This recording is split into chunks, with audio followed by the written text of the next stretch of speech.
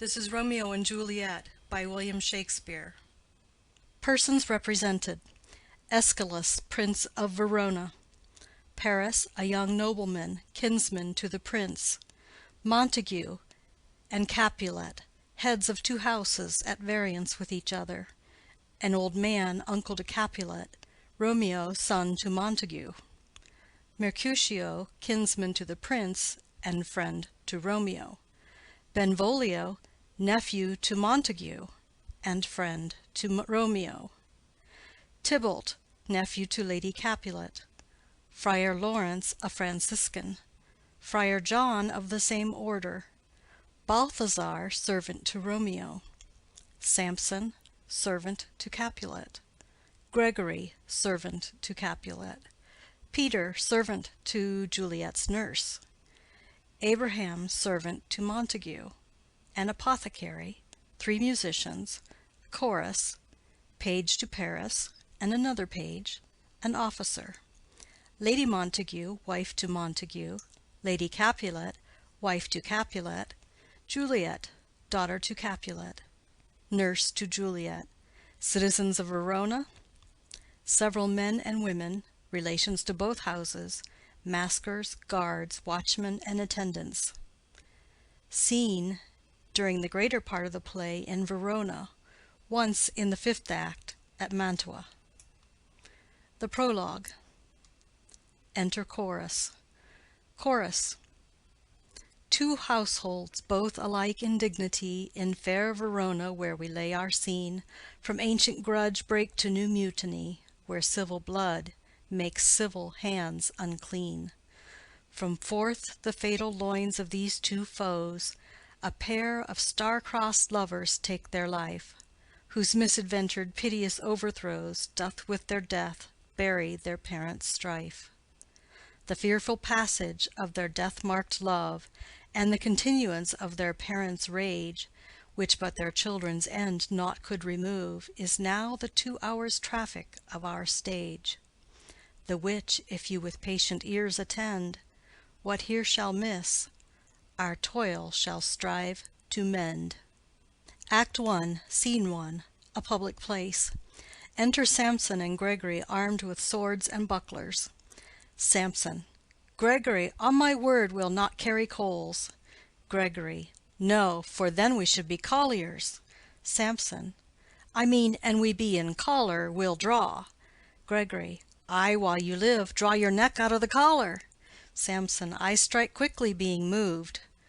Gregory. But thou art not quickly moved to strike. Samson. A dog of the house of Montague moves me. Gregory. To move is to stir, and to be valiant is to stand. Therefore, if thou art moved, thou run'st away. Samson. A dog of that house shall move me to stand. I will take the wall of any man or maid of Montague's. Gregory. That shows thee a weak slave, for the weakest goes to the wall. Samson. True, and therefore women, being the weaker vessels, are ever thrust to the wall. Therefore I will push Montague's men from the wall, and thrust his maids to the wall. Gregory. The quarrel is between our masters, and us their men. 'Tis all one, I will show myself a tyrant. When I have fought with the men, I will be cruel with the maids, I will cut off their heads. Gregory. The heads of the maids? Samson. Ay, the heads of the maids, or their maidenheads. Take it in what sense thou wilt. Gregory. They must take it in sense that feel it. Samson. Me they shall feel while I am able to stand, and 'tis known I am a pretty piece of flesh. Gregory. 'Tis well thou art not fish. If thou hadst, thou hadst been poor. John. Draw thy tool, here comes two of the house of Montagues. Samson. My naked weapon is out. Quarrel, I will back thee. Gregory. How? Turn thy back and run? Samson. Fear me not. Gregory. No, marry, I fear thee. Samson. Let us take the law of our sides. Let them begin. Gregory. I will frown as I pass by, and let them take it as they list. Samson. Nay, as they dare. I will bite my thumb at them, which is disgrace to them if they bear it. Enter Abraham and Balthazar. Abraham. Do you bite your thumb at us, sir? Samson. I do bite my thumb, sir. Abraham. Do you bite your thumb at us, sir? Samson. Is the law of our side if I say I? Gregory. No. Samson. No, sir, I do not bite my thumb at you, sir, but I bite my thumb, sir. Gregory. Do you quarrel, sir? Abraham. Quarrel, sir? No, sir. Samson. But if you do, sir, I am for you. I serve as good a man as you. Abraham. No better. Samson. Well, sir. Gregory. Say better. Here comes one of my master's kinsmen. Samson. Yes, better, sir. Abraham. You lie. Samson. Draw, if you be men. Gregory, remember thy swashing blow. They fight. Enter Benvolio. Benvolio. Part, fools! Put up your swords. You know not what you do. Beats down their swords. Enter Tybalt. Tybalt. What art thou drawn among these heartless hinds? Turn thee, Benvolio, look upon thy death. Benvolio. I do but keep the peace. Put up thy sword, or manage it to part these men with me. Tybalt. What, drawn, and talk of peace? I hate the word, as I hate hell, all Montagues, and thee. Have at thee, coward. They fight. Enter several of both houses, who join the fray. Then enter citizens with clubs. One citizen.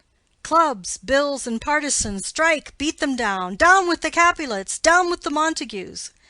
Enter Capulet in his gown, and Lady Capulet. Capulet. What noise is this?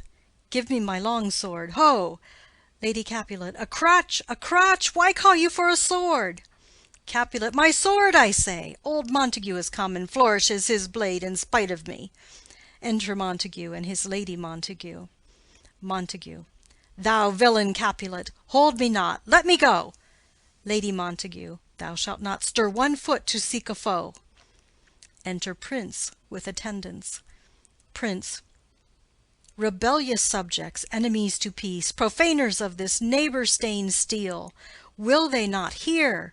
What ho, you men, you beasts, that quench the fire of your pernicious rage with purple fountains issuing from your veins?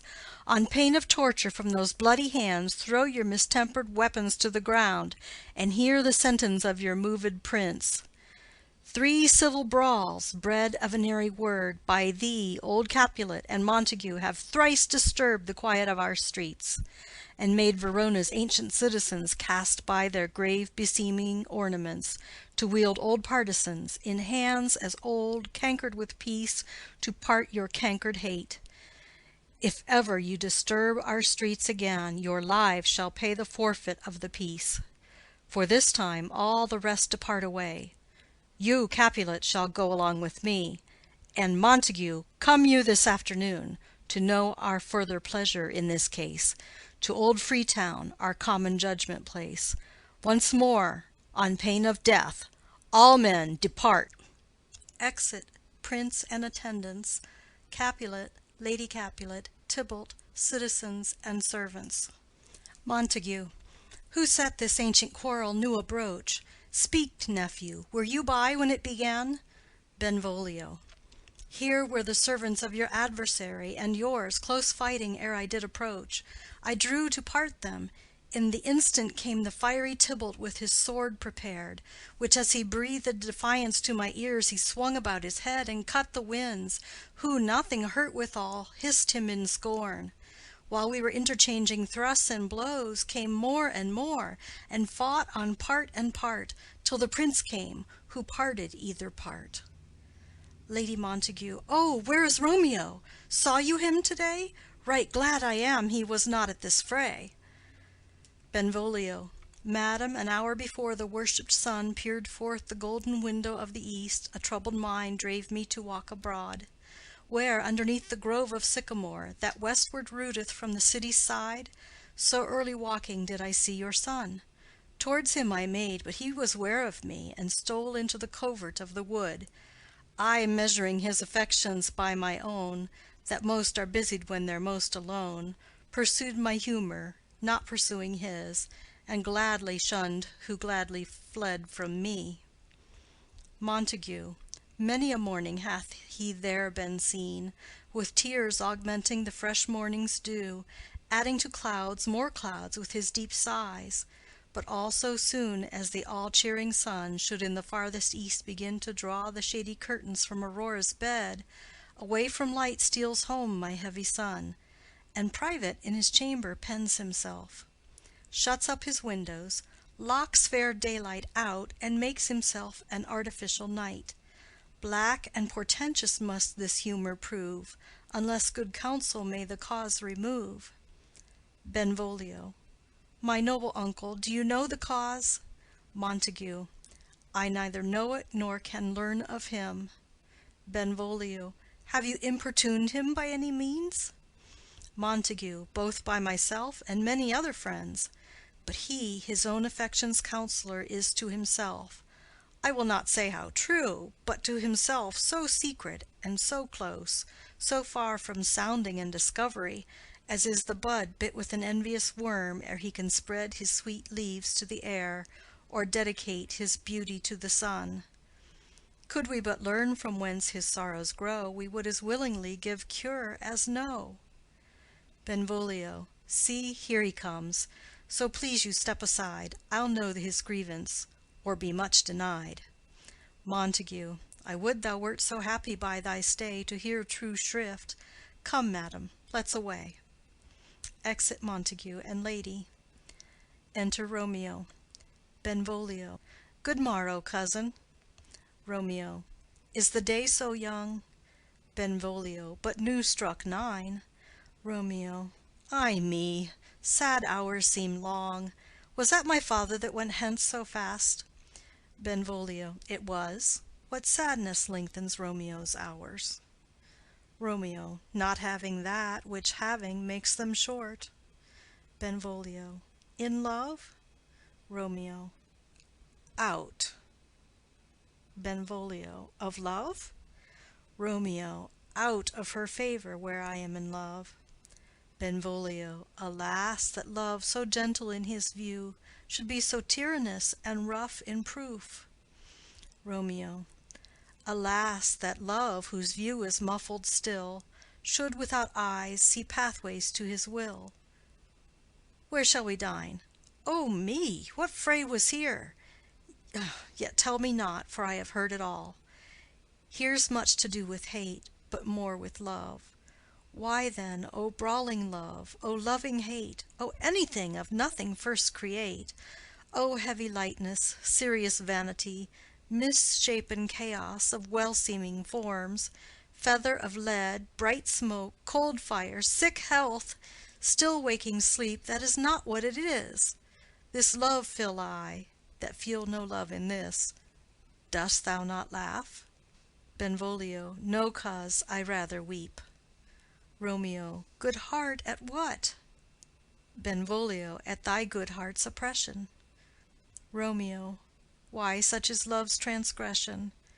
Griefs of mine own lie heavy in my breast, which thou wilt propagate, to have it pressed with more of thine.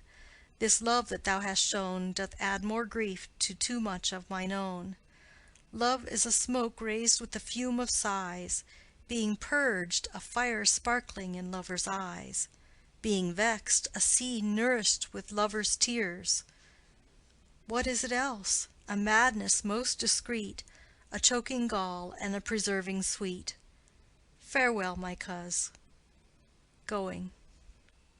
Benvolio. Soft, I will go along, and if you leave me so, you do me wrong. Romeo. Tut! I have lost myself. I am not here. This is not Romeo, he's some other where. Benvolio. Tell me in sadness, who is that you love? Romeo. What, shall I groan and tell thee? Benvolio. Groan? Why, no, but sadly tell me who. Romeo. Bid a sick man in sadness make his will. Ah, word ill urged to one that is so ill. In sadness, cousin, I do love a woman. Benvolio. I aimed so near when I supposed you loved. Romeo. A right good markman, and she's fair I love. Benvolio. A right fair mark, fair coz, is soonest hit. Romeo. Well, in that hit you miss. She'll not be hit with Cupid's arrow. She hath Dian's wit, and in strong proof of chastity well armed, from love's weak childish bow she lives unharmed. She will not stay the siege of loving terms, nor bide the encounter of assailing eyes, nor ope her lap to saint-seducing gold. Oh, she's rich in beauty, only poor that when she dies, with beauty dies her store. Benvolio, then she hath sworn that she will still live chaste? Romeo, she hath, and in that sparing makes huge waste. For beauty, starved with her severity, cuts beauty off from all posterity. She is too fair, too wise, wisely too fair, to merit bliss by making me despair. She hath forsworn to love, and in that vow do I live dead that live to tell it now. Benvolio, be ruled by me, forget to think of her. Romeo, oh, teach me how I should forget to think. Benvolio, by giving liberty unto thine eyes, examine other beauties. Romeo, 'tis the way to call hers exquisite in question more. These happy masks that kiss fair ladies' brows, being black, puts us in mind they hide the fair. He that is struck and blind cannot forget the precious treasure of his eyesight lost. Show me a mistress that is passing fair. What doth her beauty serve but as a note where I may read who passed that passing fair? Farewell, thou canst not teach me to forget. Benvolio, I'll pay that doctrine, or else die in debt. Exit. End of Scene 1. Scene 2. A street. Enter Capulet, Paris, and servant. Capulet. But Montague is bound as well as I, in penalty alike, and 'tis not hard, I think, for men so old as we to keep the peace. Paris. Of honorable reckoning are you both, and pity 'tis you lived at odds so long. But now, my lord, what say you to my suit? Capulet. But saying o'er what I have said before. My child is yet a stranger in the world. She hath not seen the change of 14 years.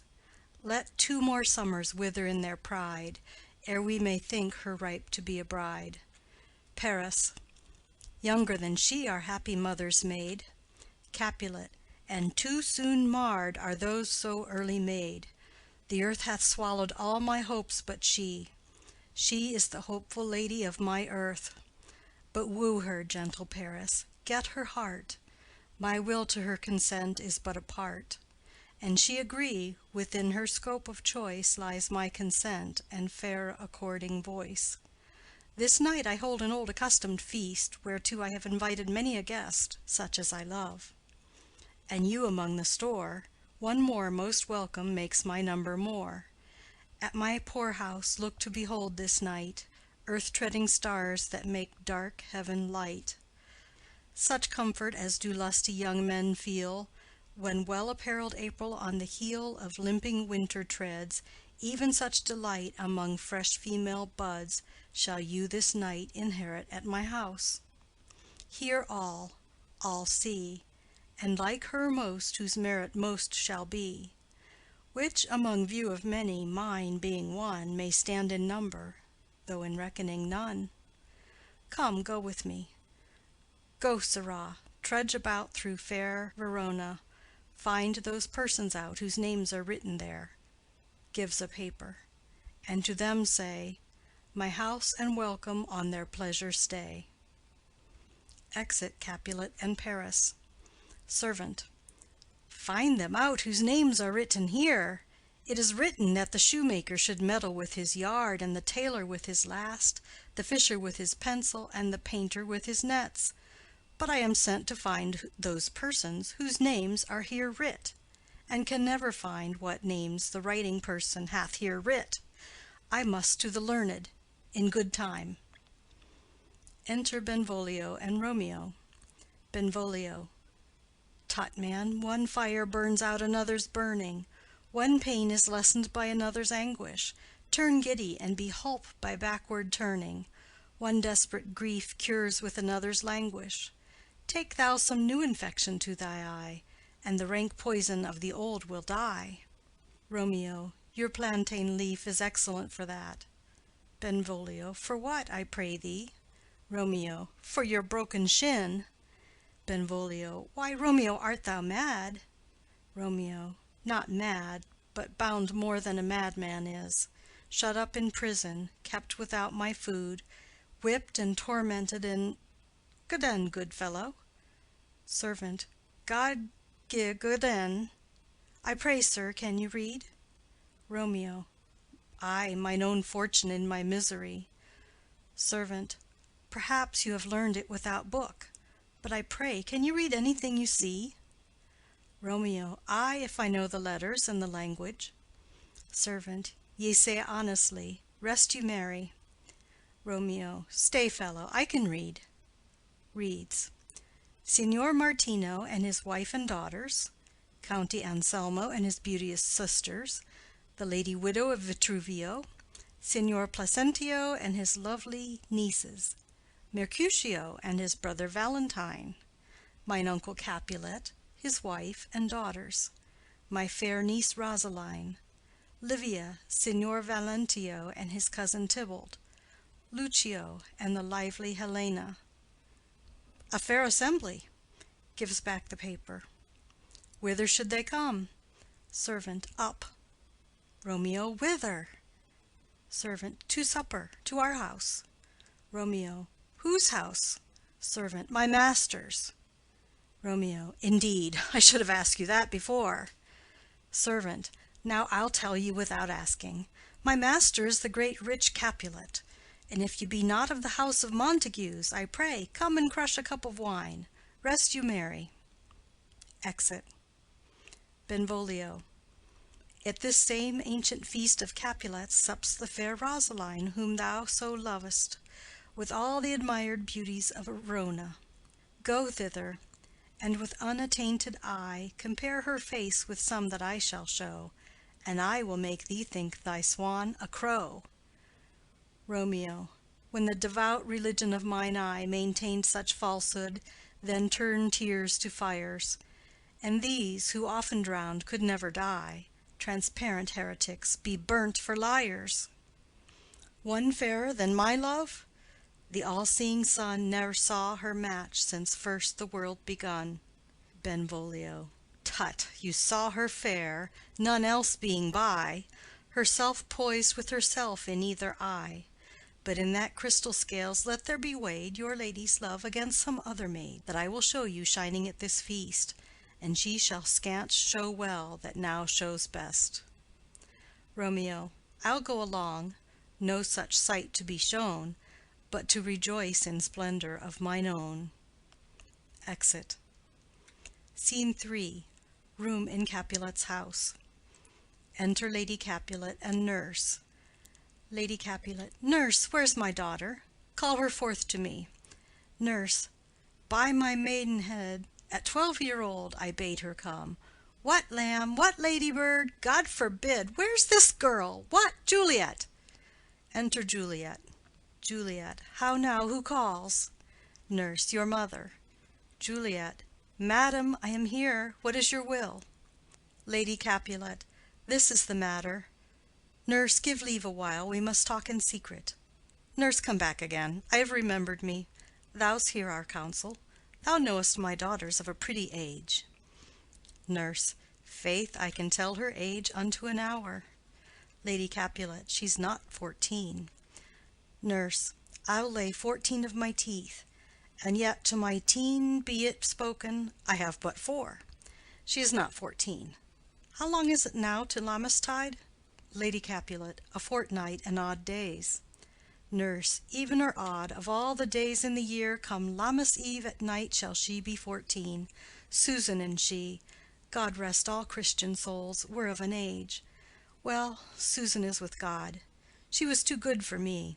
But, as I said, on Lammas Eve at night shall she be 14. That shall she, Mary. I remember it well. 'Tis since the earthquake now 11 years, and she was weaned. I never shall forget it, of all the days of the year, upon that day, for I had then laid wormwood to my dug, sitting in the sun under the dove-house wall, My lord and you were then at Mantua. Nay, I do bear a brain. But as I said, when it did taste the wormwood on the nipple of my dug, and felt it bitter, pretty fool, to see it tetchy and fall out with the dug.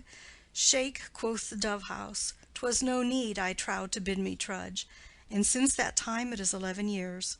For then she could stand alone, nay, by the rood she could have run and waddled all about, for even the day before she broke her brow. And then my husband, God be with his soul, he was a merry man, took up the child. Yea, quoth he, dost thou fall upon thy face? Thou wilt fall backward when thou hast more wit. Wilt thou not, Jule? And by my holidame, the pretty wretch left crying, and said, Aye. To see now how a jest shall come about, I warrant, and I should live 1,000 years, and never should forget it. Wilt thou not, Jule? Quoth he. And pretty fool it stinted, and said, Aye. Lady Capulet. Enough of this. I pray thee hold thy peace. Nurse. Yes, madam. Yet I cannot choose but laugh to think it should leave crying and say aye. And yet I warrant it had upon its brow a bump as big as a young cockerel stone, a parlous knock, and it cried bitterly. Yea, quoth my husband, fall'st upon thy face? Thou wilt fall backward when thou comest to age. Wilt thou not, Jule? It stinted and said, Aye. Juliet. And stint thou too, I pray thee, nurse, say aye. Nurse. Peace, I have done. God mark thee to his grace. Thou wast the prettiest babe that e'er I nursed, and I might live to see thee married once, I have my wish. Lady Capulet. Marry. That marry is the very theme I came to talk of. Tell me, daughter Juliet, how stands your disposition to be married? Juliet. It is an honor that I dream not of. Nurse. An honor? Were not I thine only nurse, I would say thou hadst sucked wisdom from thy teat. Lady Capulet. Well, think of marriage now. Younger than you, here in Verona, ladies of esteem, are made already mothers. By my count, I was your mother much upon these years, that you are now a maid. Thus then, in brief, the valiant Paris seeks you for his love. Nurse. A man, young lady, lady, such a man as all the world. Why, he's a man of wax. Lady Capulet. Verona's summer hath not such a flower. Nurse. Nay, he's a flower, in faith, a very flower. Lady Capulet. What say you? Can you love the gentleman? This night you shall behold him at our feast. Read o'er the volume of young Paris's face, and find delight writ there with beauty's pen. Examine every married lineament, and see how one another lends content. And what obscured in this fair volume lies, find written in the margin of his eyes. This precious book of love, this unbound lover, to beautify him, only lacks a cover. The fish lives in the sea, and 'tis much pride for fair without the fair within to hide. That book in many's eyes doth share the glory, that in gold clasped locks in the golden story. So shall you share all that he doth possess, by having him, making yourself no less. Nurse. No less, nay bigger. Women grow by men. Lady Capulet. Speak briefly. Can you like of Paris's love? Juliet. I'll look to like, if looking liking move, but no more deep will I endart mine eye than your consent gives strength to make it fly. Enter a servant. Servant.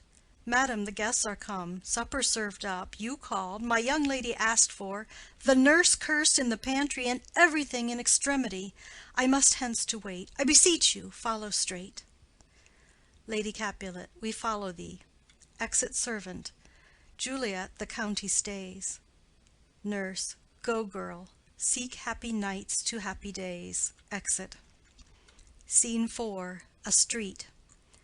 Enter Romeo, Mercutio, Benvolio, with 5 or 6 maskers, torch-bearers, and others. Romeo. What, shall this speech be spoke for our excuse, or shall we on without apology? Benvolio. The date is out of such prolixity. We'll have no Cupid hoodwinked with a scarf, bearing a Tartar's painted bow of lath, scaring the ladies like a crow-keeper, nor no without book prologue faintly spoke after the prompter for our entrance. But let them measure us by what they will, and we'll measure them a measure and be gone.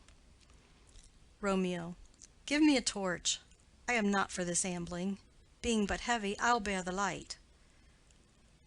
Mercutio. Nay, gentle Romeo, we must have you dance. Romeo. Not I, believe me. You have dancing shoes with nimble soles. I have a soul of lead, so stakes me to the ground I cannot move. Mercutio. You are a lover. Borrow Cupid's wings, and soar with them above a common bound. Romeo. I am too sore and pierced with his shaft to soar with his light feathers, and so bound I cannot bound a pitch above dull woe. Under love's heavy burden do I sink. Mercutio. And to sink in it should you burden love, too great oppression for a tender thing. Romeo. Is love a tender thing? It is too rough, too rude, too boisterous, and it pricks like thorn. Mercutio. If love be rough with you, be rough with love. Prick love for pricking, and you beat love down. Give me a case to put my visage in, putting on a mask. A vizard for a vizard. What care I what curious eye doth quote deformities? Here are the beetle brows, shall blush for me. Benvolio. Come, knock and enter, and no sooner in but every man betake him to his legs. Romeo. A torch for me. Let wantons light of heart tickle the senseless rushes with their heels, for I am proverbed with the grandsire phase. I'll be a candle holder, and look on. The game was ne'er so fair, and I am done. Mercutio. Tut! Done's the mouse, the constable's own word. If thou art done, we'll draw thee from the mire of this, sir, reverence, love, wherein thou stickest up to the ears. Come, we burn daylight. Ho! Romeo. Nay, that's not so. Mercutio. I mean, sir, in delay we waste our lights in vain, like lamps by day. Take our good meaning, for our judgment sits 5 times in that ere once in our 5 wits. Romeo. And we mean well in going to this mask, but 'tis no wit to go. Mercutio. Why, may one ask? Romeo. I dreamt a dream to-night. Mercutio. So did I.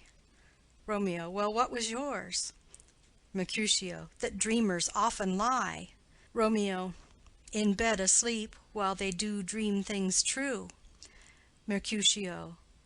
Oh, then, I see Queen Mab hath been with you. She is the fairy's midwife, and she comes in shape no bigger than an agate stone on the forefinger of an alderman, drawn with a team of little atomies athwart men's noses as they lie asleep.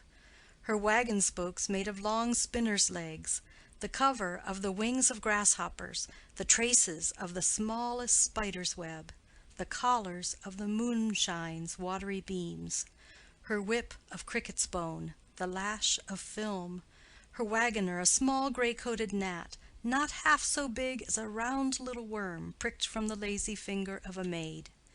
Her chariot is an empty hazelnut, made by the joiner squirrel or old grub, time out of mind the fairies' coachmakers. And in this state she gallops night by night through lovers' brains, and then they dream of love. Or courtiers' knees that dream on courtesies straight, or lawyers' fingers who straight dream on fees, or ladies' lips who straight on kisses dream, which oft the angry Mab with blisters plagues, because their breaths with sweetmeats tainted are. Sometimes she gallops o'er a courtier's nose, and then dreams he of smelling out a suit. And sometimes comes she with a tithe-pig's tail, tickling a parson's nose as he lies asleep. Then dreams he of another benefice. Sometimes she driveth o'er a soldier's neck, and then dreams he of cutting foreign throats, of breeches, ambuscados, Spanish blades, of health's 5 fathom deep, and then anon drums in his ear, at which he starts and wakes, and being thus frightened swears a prayer or two, and sleeps again. This is that very Mab that plats the manes of horses in the night, and bakes the elf-locks in foul sluttish hairs, which once entangled much misfortune bodes. This is the hag, when maids lie on their backs, that presses them, and learns them first to bear, making them women of good carriage. This is she. Romeo. Peace, peace, Mercutio, peace. Thou talk'st of nothing. Mercutio. True, I talk of dreams, which are the children of an idle brain, begot of nothing but vain fantasy, which is as thin of substance as the air, and more inconstant than the wind, who woos even now the frozen bosom of the north, and being angered puffs away from thence, turning his face to the dew-dropping south. Benvolio. This wind you talk of blows us from ourselves. Supper is done, and we shall come too late. Romeo. I fear too early. For my mind misgives, some consequence, yet hanging in the stars, shall bitterly begin this fearful date with this night's revels, and expire the term of a despised life, closed in my breast by some vile forfeit of untimely death. But he that hath the steerage of my course, direct my sail. On, lusty gentlemen. Benvolio. Strike, drum. Exit. End of Scene 4. Scene 5. A hall in Capulet's house. Musicians waiting. Enter servants. Servant 1. Where's Potpan, that he helps not to take away? He shift a trencher, he scrape a trencher. Servant 2. When good manners shall lie all in 1 or 2 men's hands, and they unwashed too, 'tis a foul thing. Servant 1. Away with the joined stools, remove the court cupboard, look to the plate, good thou, save me a piece of marchpane, and as thou lovest me, let the porter let in Susan Grindstone and Nell, Antony and Potpan. Servant 2. Aye, boy, ready. Servant 1. You are looked for and called for, asked for and sought for in the great chamber. Servant 2. We cannot be here and there too. Cheerly, boys, be brisk a while, and the longer liver take all. They retire behind. Enter Capulet, etc., with the guests and maskers. Capulet. Welcome, gentlemen, ladies that have their toes unplagued with corns will have a bout with you. Aha, my mistresses, which of you all will now deny to dance? She that makes dainty, she, I'll swear, hath corns. Am I come near you now? Welcome, gentlemen. I have seen the day that I have worn a vissard, and could tell a whispering tale in a fair lady's ear, such as would please. 'Tis gone, 'tis gone, 'tis gone. You are welcome, gentlemen. Come, musicians, play. A hall, give room, and foot it, girls. Music plays, and they dance. More light, you knaves, and turn the tables up, and quench the fire, the room is grown too hot. Ah, sirrah, this unlooked-for sport comes well. Nay, sit, good cousin Capulet, for you and I are past our dancing days. How long is it now since last yourself and I were in a mask? Capulet. 2. By your lady, 30 years. Capulet. What, man, 'tis not so much, 'tis not so much, 'tis since the nuptial of Lucentio. Come Pentecost as quickly as it will, some 25 years, and then we masked. Capulet. 2. 'Tis more, 'tis more, his son is elder, sir, his son is 30. Capulet. Will you tell me that? His son was but a ward 2 years ago. Romeo. What lady is that which doth enrich the hand of yonder knight? Servant. I know not, sir. Romeo. Oh, she doth teach the torches to burn bright. It seems she hangs upon the cheek of night like a rich jewel in an Ethiop's ear. Beauty too rich for use, for earth too dear. So shows a snowy dove trooping with crows, as yonder lady o'er her fellows shows. The measure done, I'll watch her place of stand, and touching hers, make blessed my rude hand. Did my heart love till now? Forswear at sight, for I ne'er saw true beauty till this night. Tybalt. This, by his voice, should be a Montague. Fetch me my rapier, boy. What, dares the slave come hither, covered with an antic face, to flee and scorn at our solemnity? Now, by the stock and honor of my kin, to strike him dead I hold it not a sin. Capulet. Why, how now, kinsman, wherefore storm you so? Tybalt. Uncle, this is a Montague, our foe. a villain that is hither come in spite to scorn at our solemnity this night. Capulet. Young Romeo is it? Tybalt. 'Tis he, that villain Romeo. Capulet. Content thee, gentle coz, let him alone. He bears him like a portly gentleman. And to say truth, Verona brags of him to be a virtuous and well-governed youth. I would not for the wealth of all the town here in my house do him disparagement. Therefore be patient, take no note of him, it is my will. The which if thou respect, show a fair presence, and put off these frowns, and ill-beseeming semblage for a feast. Tybalt. It fits, when such a villain is a guest. I'll not endure him. Capulet. He shall be endured. What, goodman boy, I say he shall. Go to. Am I the master here, or you? Go to. You'll not endure him, God shall mend my soul. You'll make a mutiny among my guests. You'll set a cock-a-hoop. You'll be the man. Tybalt. Why, uncle, 'tis a shame. Capulet. Go to, go to. You are a saucy boy. Is it so indeed? This trick may chance to scathe you. I know what. You must contrary me. Marry, 'tis time. Well said, my hearts. You are a prince-cox. Go, be quiet, or more light, more light. For shame, I'll make you quiet. What, cheerly, my hearts. Tybalt. Patience perforce with wilful choler meeting makes my flesh tremble in their different greeting. I will withdraw, but this intrusion shall, now seeming sweet, convert to bitter gall. Exit. Romeo to Juliet.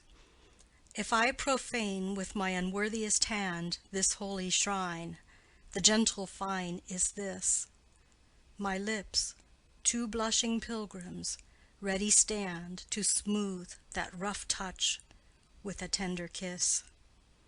Juliet. Good pilgrim, you do wrong your hands too much, which mannerly devotion shows in this. For saints have hands that pilgrims' hands do touch, and palm to palm is holy palmer's kiss. Romeo.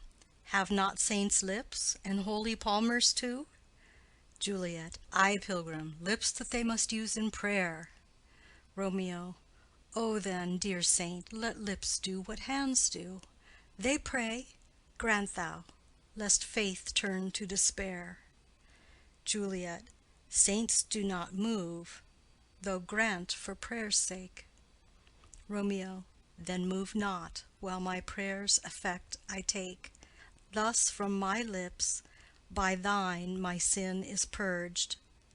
Kisses her. Juliet. Then have my lips the sin that they have took. Romeo. Sin from my lips?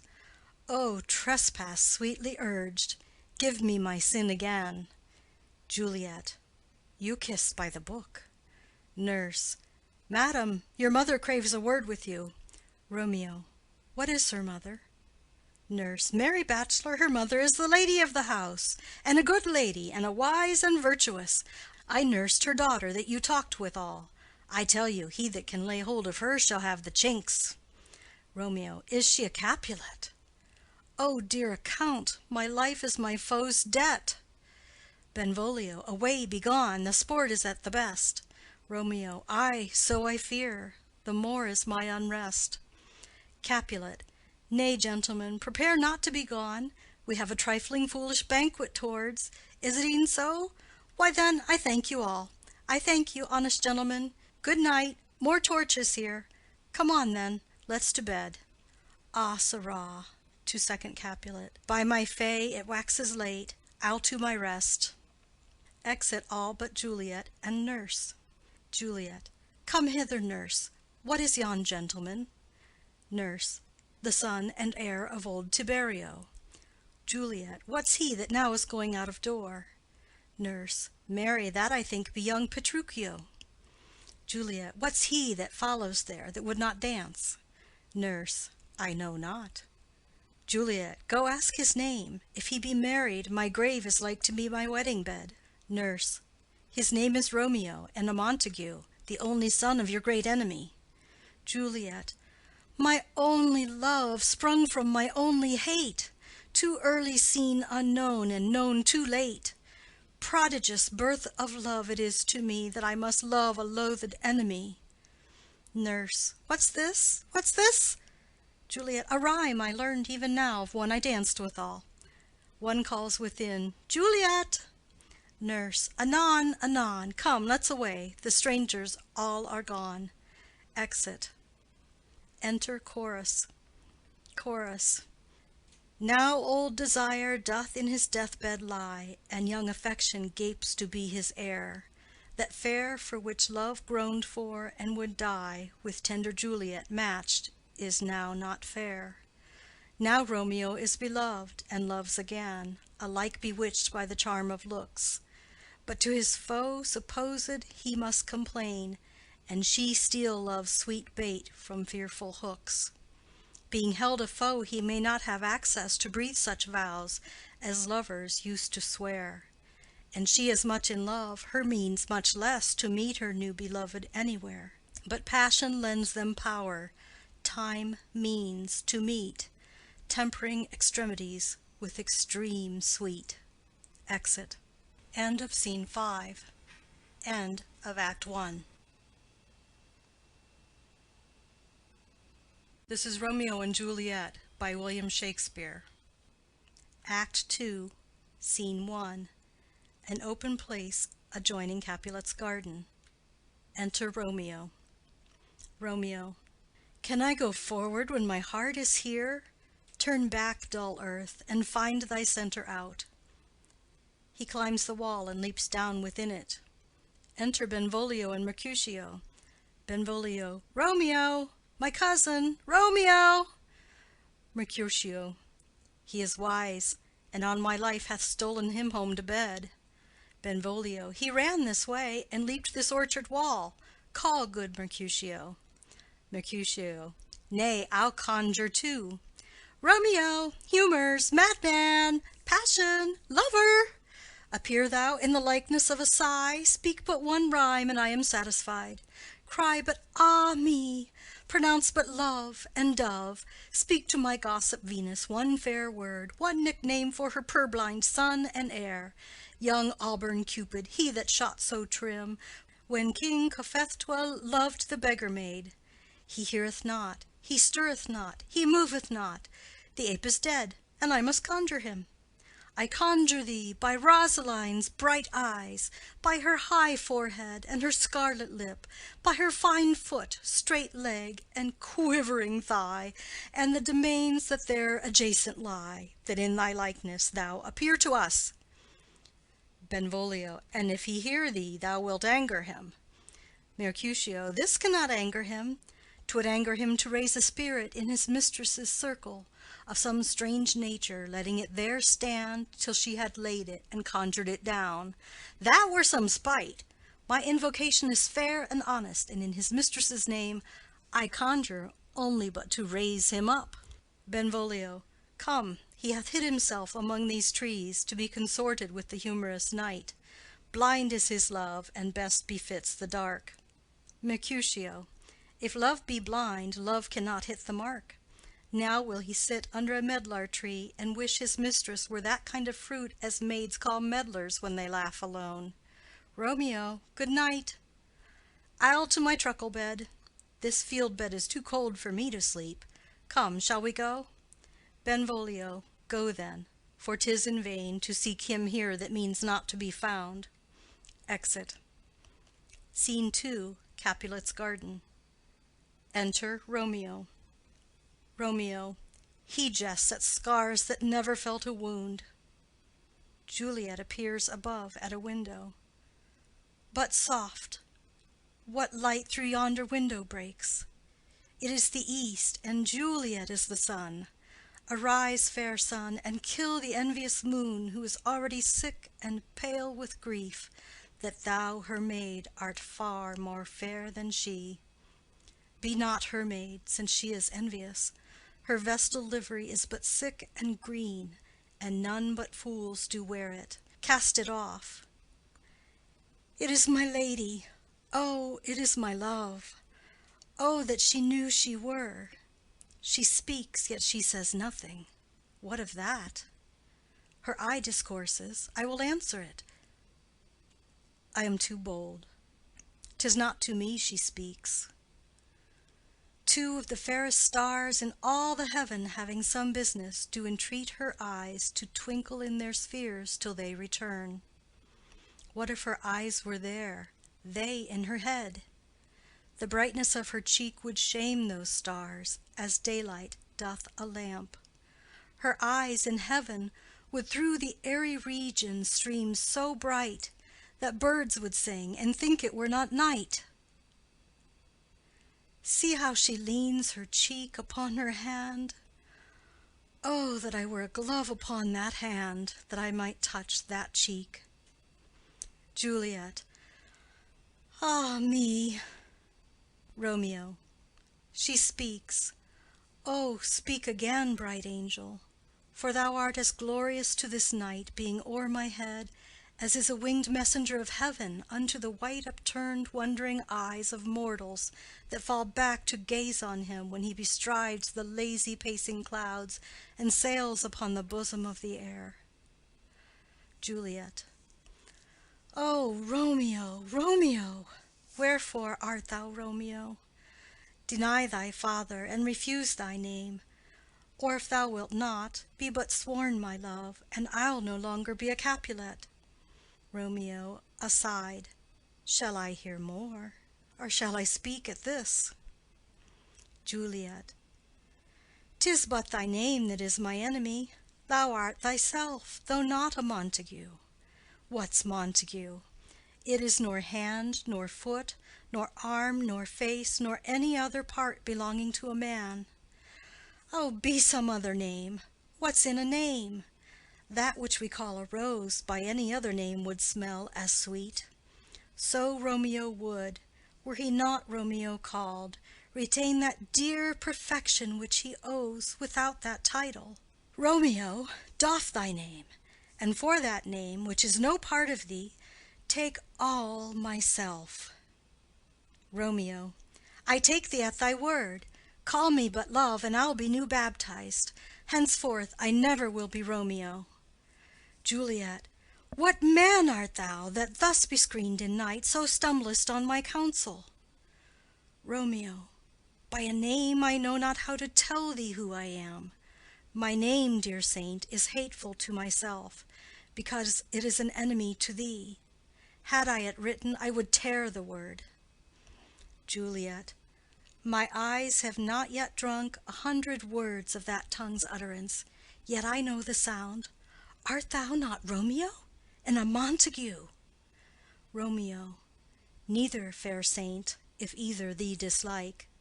Juliet. How camest thou hither? Tell me, and wherefore? The orchard walls are high and hard to climb, and the place death, considering who thou art, if any of my kinsmen find thee here. Romeo. With love's light wings did I o'erperch these walls, for stony limits cannot hold love out. And what love can do, that dares love attempt. Therefore thy kinsmen are no let to me. Juliet. If they do see thee, they will murder thee. Romeo. Alack, there lies more peril in thine eye than 20 of their swords. Look thou but sweet, and I am proof against their enmity. Juliet. I would not for the world they saw thee here. Romeo. I have night's cloak to hide me from their sight, and but thou love me, let them find me here. My life were better ended by their hate than death prorogued wanting of thy love. Juliet. By whose direction foundst thou out this place? Romeo. By love, that first did prompt me to inquire. He lent me counsel, and I lent him eyes. I am no pilot, yet wert thou as far as that vast shore washed with the furthest sea, I would venture for such merchandise. Juliet. Thou knowest the mask of night is on my face, else would a maiden blush bepaint my cheek for that which thou hast heard me speak to-night. Fain would I dwell on form, fain deny what I have spoke. But farewell compliment. Dost thou love me? I know thou wilt say aye, and I will take thy word. Yet if thou swearest, thou mayst prove false. At lovers' perjuries they say Jove laughs. O gentle Romeo, if thou dost love, pronounce it faithfully, Or if thou thinkest I am too quickly won, I'll frown and be perverse and say thee nay, so thou wilt woo. But else not for the world.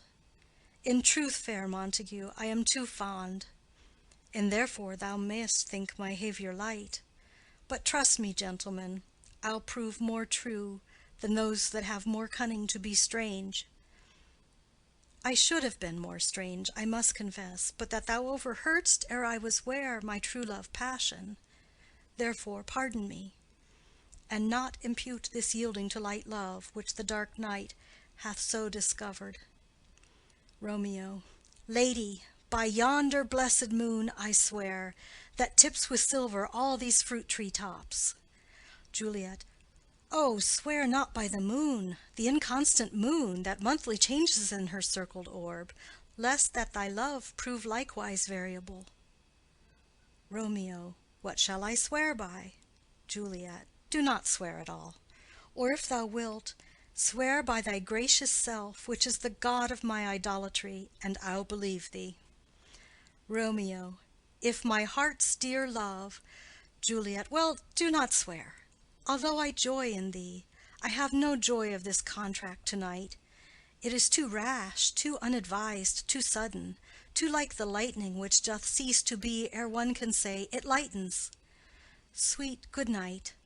This bud of love by summer's ripening breath may prove a beauteous flower when next we meet. Good night, good night. As sweet repose and rest come to thy heart as that within my breast. Romeo. Oh, wilt thou leave me so unsatisfied? Juliet. What satisfaction canst thou have to-night? Romeo. The exchange of thy love's faithful vow for mine. Juliet. I gave thee mine before thou didst request it, and yet I would it were to give again. Romeo. Wouldst thou withdraw it? For what purpose, love? Juliet. But to be frank and give it thee again. And yet I wish but for the thing I have. My bounty is as boundless as the sea, my love as deep. The more I give to thee, the more I have, for both are infinite. I hear some noise within. Dear love, adieu. Nurse calls within. Juliet! Anon, good nurse. Sweet Montague, be true. Stay but a little. I will come again. Exit. Romeo. Oh, blessed, blessed night! I am afeard being in night, all this is but a dream, too flattering sweet to be substantial. Enter Juliet above. Juliet. 3 words, dear Romeo, and good night indeed. If that thy bent of love be honorable, thy purpose marriage, send me word to-morrow by one that I'll procure to come to thee, where and what time thou wilt perform the rite, and all my fortunes at thy foot I'll lay, and follow thee, my lord, throughout the world. Nurse within. Madam! Juliet. I come anon. But if thou meanest not well, I do beseech thee. Nurse within. Madam! Juliet. By and by I come. To cease thy suit and leave me to my grief, to-morrow I will send. Romeo. So thrive my soul. Juliet. 1,000 times good night. Exit. Romeo. 1,000 times the worse to want thy light. Love goes toward love as schoolboys from their books, but love from love toward school with heavy looks. Retiring slowly. Re-enter Juliet above. Juliet. Hist! Romeo! Hist! Oh, for a falconer's voice to lure this tassel gentle back again. Bondage is hoarse and may not speak aloud, else would I tear the cave where echo lies, and make her airy tongue more hoarse than mine with repetition of my Romeo's name. Romeo. It is my soul that calls upon my name. How silver sweet sound lovers' tongues by night, like softest music to attending ears. Juliet. Romeo. Romeo. My dear. Juliet. At what o'clock to-morrow shall I send to thee? Romeo. At the hour of 9. Juliet. I will not fail. 'Tis 20 years till then. I have forgot why I did call thee back. Romeo. Let me stand here till thou remember it. Juliet. I shall forget to have thee still stand there, remembering how I love thy company. Romeo. And I'll still stay to have thee still forget, forgetting any other home but this. Juliet. 'Tis almost morning. I would have thee gone, and yet no farther than a wanton's bird, that lets it hop a little from her hand, like a poor prisoner in his twisted gyves, and with a silk thread plucks it back again, so loving jealous of his liberty. Romeo. I would I were thy bird. Juliet. Sweet, so would I, yet I should kill thee with much cherishing. Good night, good night. Parting is such sweet sorrow, that I shall say good night till it be morrow. Exit. Romeo. Sleep dwell upon thine eyes, peace in thy breast. Would I were sleep and peace, so sweet to rest. Hence will I to my ghostly father's cell, his help to crave, and my dear hap to tell. Exit. End of Scene 2. Act 2, Scene 3. Friar Lawrence's cell. Enter Friar Lawrence with a basket. Friar. The gray-eyed morn smiles on the frowning night, checkering the eastern clouds with streaks of light, and flecked darkness like a drunkard reels from forth day's path and tightens fiery wheels. Non ere the sun advance his burning eye, the day to cheer and night's dank dew to dry, I must fill up this osier cage of ours with baleful weeds and precious juiced flowers. The earth, that's nature's mother, is her tomb. What is her burying grave? That is her womb. And from her womb children of divers kind we sucking on her natural bosom find. Many for the virtues excellent, none but for some, and yet all different. O mickle is the powerful grace that lies in plants, herbs, stones, and their true qualities. For naught so vile that on the earth doth live, but to the earth some special good doth give. Nor aught so good, but strained from that fair use, revolts from true birth, stumbling on abuse. Virtue itself turns vice, being misapplied, and vice sometimes by action dignified. Within the infant rind of this small flower poison hath residence, and medicine power. For this being smelt, with that part cheers each part, being tasted slays all senses with the heart. Two such opposed kings encamp them still, in man as well as herbs, grace and rude will. And where the worser is predominant, full soon the canker death eats up that plant. Enter Romeo. Romeo. Good morrow, father. Friar. Benedicite! What early tongue so sweet saluteth me? Young son, it argues a distempered head so soon to bid good morrow to thy bed. Care keeps his watch in every old man's eye, and where care lodges sleep will never lie. But where unbruised youth with unstuffed brain doth couch his limbs, there golden sleep doth reign. Therefore thy earliness doth me assure thou art uproused with some distemperature. Or if not so, then here I hit it right, our Romeo hath not been in bed to-night. Romeo. That last is true, the sweeter rest was mine.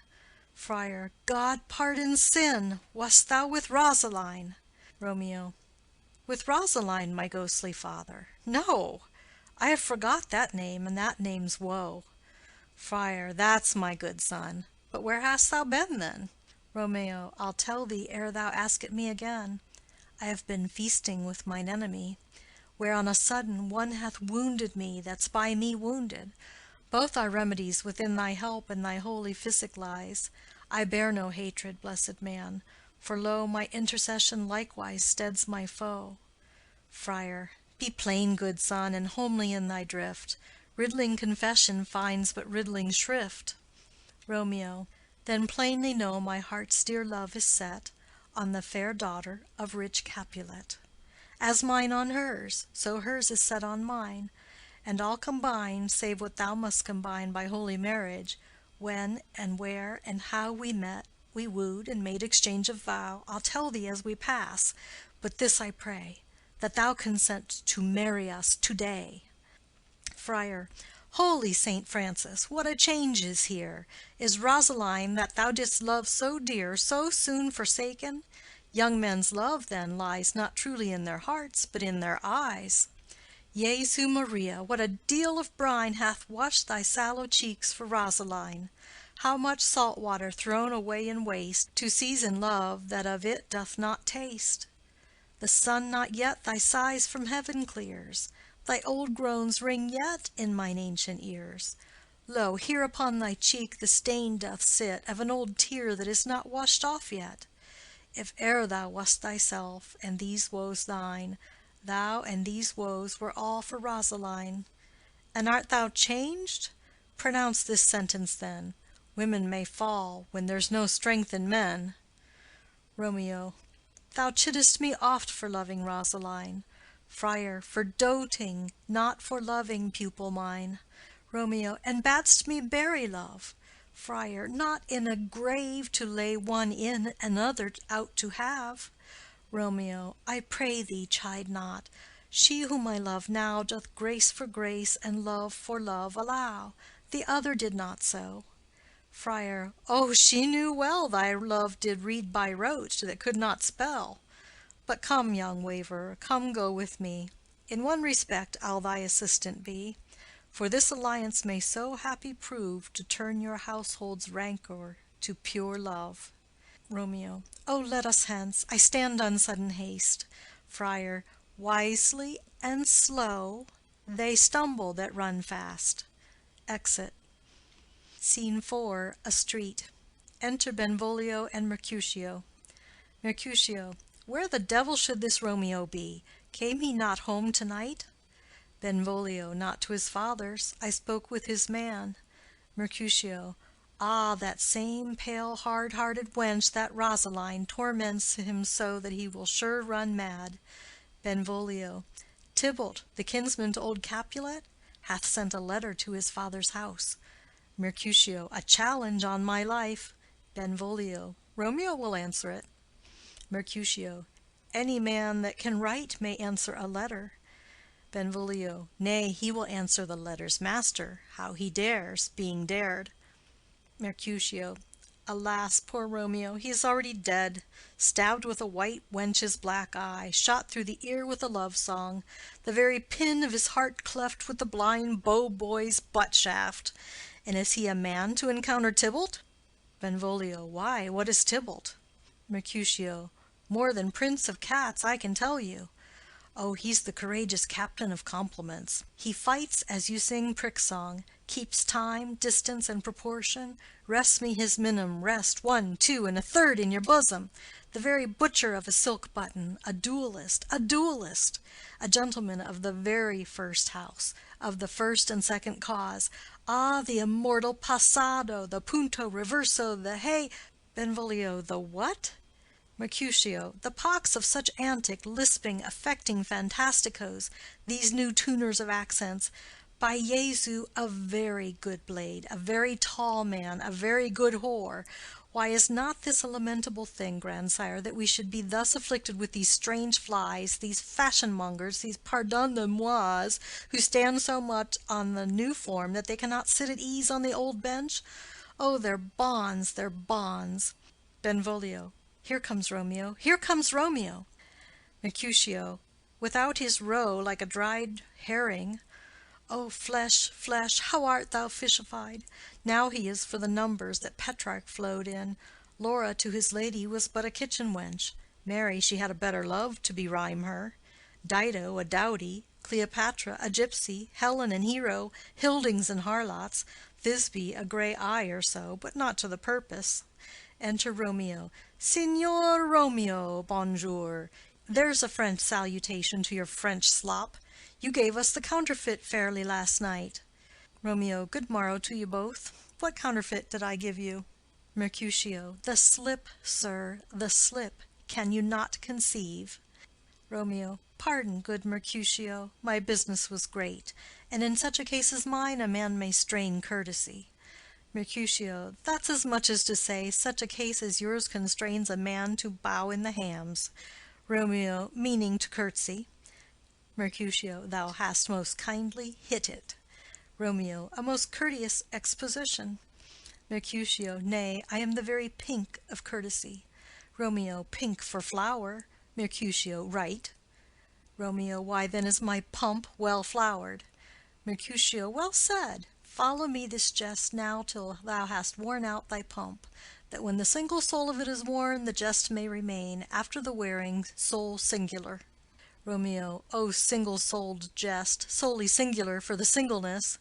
Mercutio. Come between us, good Benvolio, my wits faint. Romeo. Swits and spurs, or I'll cry a match. Mercutio. Nay, if thy wits run the wild goose chase, I have done, for thou hast more of the wild goose in one of thy wits than I am sure I have in my whole 5. Was I with you there for the goose? Romeo. Thou wast never with me for anything when thou wast not there for the goose. Mercutio. I will bite thee by the ear for that jest. Romeo. Nay, good goose, bite not. Mercutio. Thy wit is a very bitter sweeting. It is a most sharp sauce. Romeo. And is it not then well served in to a sweet goose? Mercutio. Oh, here's a wit of Cheverel that stretches from an inch narrow to an ell broad. Romeo. I stretch it out for that word broad, which added to the goose proves thee far and wide a broad goose. Mercutio. Why, is not this better now than groaning for love? Now art thou sociable, now art thou Romeo, now art thou what thou art, by art as well as by nature. For this drivelling love is like a great natural that runs lolling up and down to hide his bauble in a hole. Benvolio. Stop there, stop there. Mercutio. Thou desirest me to stop in my tail against the hair. Benvolio. Thou wouldst else have made thy tail large. Mercutio. Oh, thou art deceived. I would have made it short, for I was come to the whole depth of my tail, and meant indeed to occupy the argument no longer. Romeo. Here's goodly gear. Enter Nurse and Peter. Mercutio. A sail, a sail, a sail. Benvolio. Two, a shirt and a smock. Nurse. Peter. Peter. Anon. Nurse. My fan, Peter. Mercutio. Good Peter, to hide her face, for her fan's the fairer face. Nurse. God ye good morrow, gentlemen. Mercutio. God ye good den, fair gentlewoman. Nurse. Is it good den? Mercutio. 'Tis no less, I tell ye, for the body hand of the dial is now upon the prick of noon. Nurse. Out upon you! What a man are you! Romeo. One gentlewoman that God hath made for himself to mar. Nurse. By my troth, it is well said. For himself to mar, quoth they. Gentlemen, can any of you tell me where I may find the young Romeo? Romeo. I can tell you, but young Romeo will be older when you have found him than he was when you sought him. I am the youngest of that name, for fault of a worse. Nurse. You say well. Mercutio. Yea, is the worst well? Very well took, in faith, wisely, wisely. Nurse. If you be he, sir, I desire some confidence with you. Benvolio. She will invite him to some supper. Mercutio. Abod, abod, abod, so ho. Romeo. What hast thou found? Mercutio. No hare, sir, unless a hare, sir, in a Lenten pie that is something stale and hoar ere it be spent. He sings. An old hare whore, an old hare whore, is very good meat in Lent, but a hare that is hoar is too much for a score when it whores ere it be spent. Romeo. Will you come to your father's? We'll to dinner thither. Romeo. I will follow you. Mercutio. Farewell, ancient lady, farewell. Lady, lady, lady. Exit Mercutio and Benvolio. Nurse. Marry, farewell. I pray you, sir, what saucy merchant was this that was so full of his ropery? Romeo. A gentleman, nurse, that loves to hear himself talk, and will speak more in a minute than he will stand to in a month. Nurse. An he speak anything against me, I'll take him down, and I were lustier than he is, and 20 such jacks. And if I cannot, I'll find those that shall. Scurvy knave! I am none of his flirt gills, I am none of his skeins mates, and thou must stand by too, and suffer every knave to use me at his pleasure. Peter, I saw no man use you at his pleasure. If I had, my weapon should quickly have been out, I warrant you. I dare draw as soon as any other man, if I see occasion, in a good quarrel, and the law is on my side. Nurse. Now, afore God, I am so vexed that every part about me quivers. Scurvy knave! Pray you, sir, a word. And as I told you, my young lady bid me inquire you out. What she bade me say, I will keep to myself. But first let me tell ye, if ye should lead her into a fool's paradise, as they say, it were a very gross kind of behavior, as they say. For the gentlewoman is young, and therefore if you should deal double with her, truly it were an ill thing to be offered to any gentlewoman, and very weak dealing. Romeo. Nurse, commend me to thy lady and mistress, I protest unto thee. Nurse. Good heart, and of faith I will tell her as much. Lord, Lord, she will be a joyful woman. Romeo. What wilt thou tell her, nurse? Thou dost not mark me. Nurse. I will tell her, sir, that you do protest, which, as I take it, is a gentlemanlike offer. Romeo. Bid her devise some means to come to Shrift this afternoon, and there she shall, at Friar Lawrence's cell, be shrived and married. Here is for thy pains. Nurse. No, truly, sir, not a penny. Romeo. Go to, I say you shall. Nurse. This afternoon, sir? Well, she shall be there. Romeo. And stay, good nurse, behind the abbey wall. Within this hour my man shall be with thee, and bring thee cords made like a tackled stair, which to the high top-gallant of my joy might be my convoy in the secret night. Farewell, be trusty, and I'll quit thy pains. Farewell, commend me to thy mistress. Nurse. Now God in heaven bless thee. Hark you, sir. Romeo. What sayest thou, my dear nurse? Nurse. Is your man secret? Did you ne'er hear say two may keep counsel, putting one away? Romeo. I warrant thee my man's as true as steel. Nurse. Well, sir, my mistress is the sweetest lady. Lord, Lord, when 'twas a little prating thing. Oh, there's a nobleman in town, one Paris, that would fain lay knife aboard, but she, good soul, had as lief see a toad, a very toad, as see him. I anger her sometimes, and tell her that Paris is the properer man, but I'll warrant you, when I say so, she looks as pale as any clout in the versal world. Doth not Rosemary and Romeo begin both with a letter? Romeo. Ay, nurse, what of that? Both with an R. Nurse. Ah, mocker, that's the dog's name. R is for the dog. No, I know it begins with some other letter, and she hath the prettiest sensuousness of it, of you and Rosemary, that it would do you good to hear it. Romeo. Commend me to thy lady. Nurse. 1,000 times. Exit Romeo. Peter. Peter. Anon. Nurse. Peter, take my fan and go before. Exit. End of Scene 4, Act 2, Scene 5. Capulet's garden. Enter Juliet. Juliet. The clock struck 9 when I did send the nurse. In half an hour she promised to return. Perchance she cannot meet him. That's not so. Oh, she is lame. Love's heralds should be thoughts which 10 times faster glide than the sun's beams, driving back shadows over lowering hills.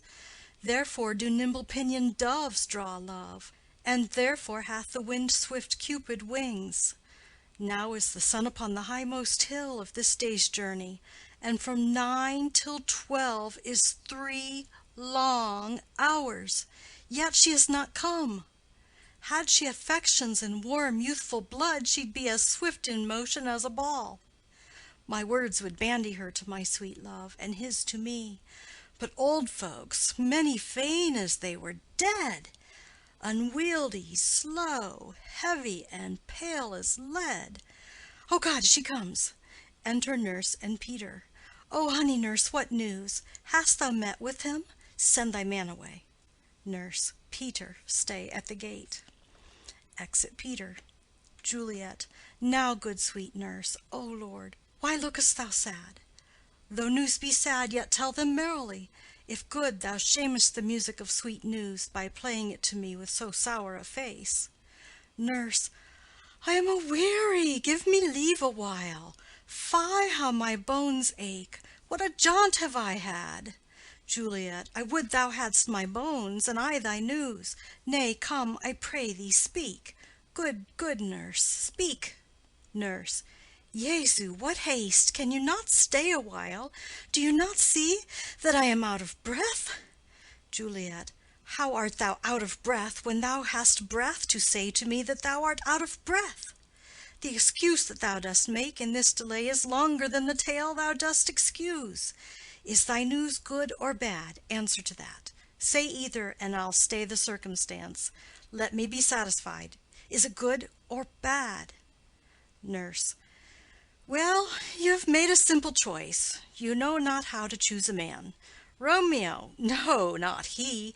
Though his face be better than any man's, yet his leg excels all men's. And for a hand and a foot and a body, though they be not to be talked on, yet they are past compare. He is not the flower of courtesy, but I'll warrant him as gentle as a lamb.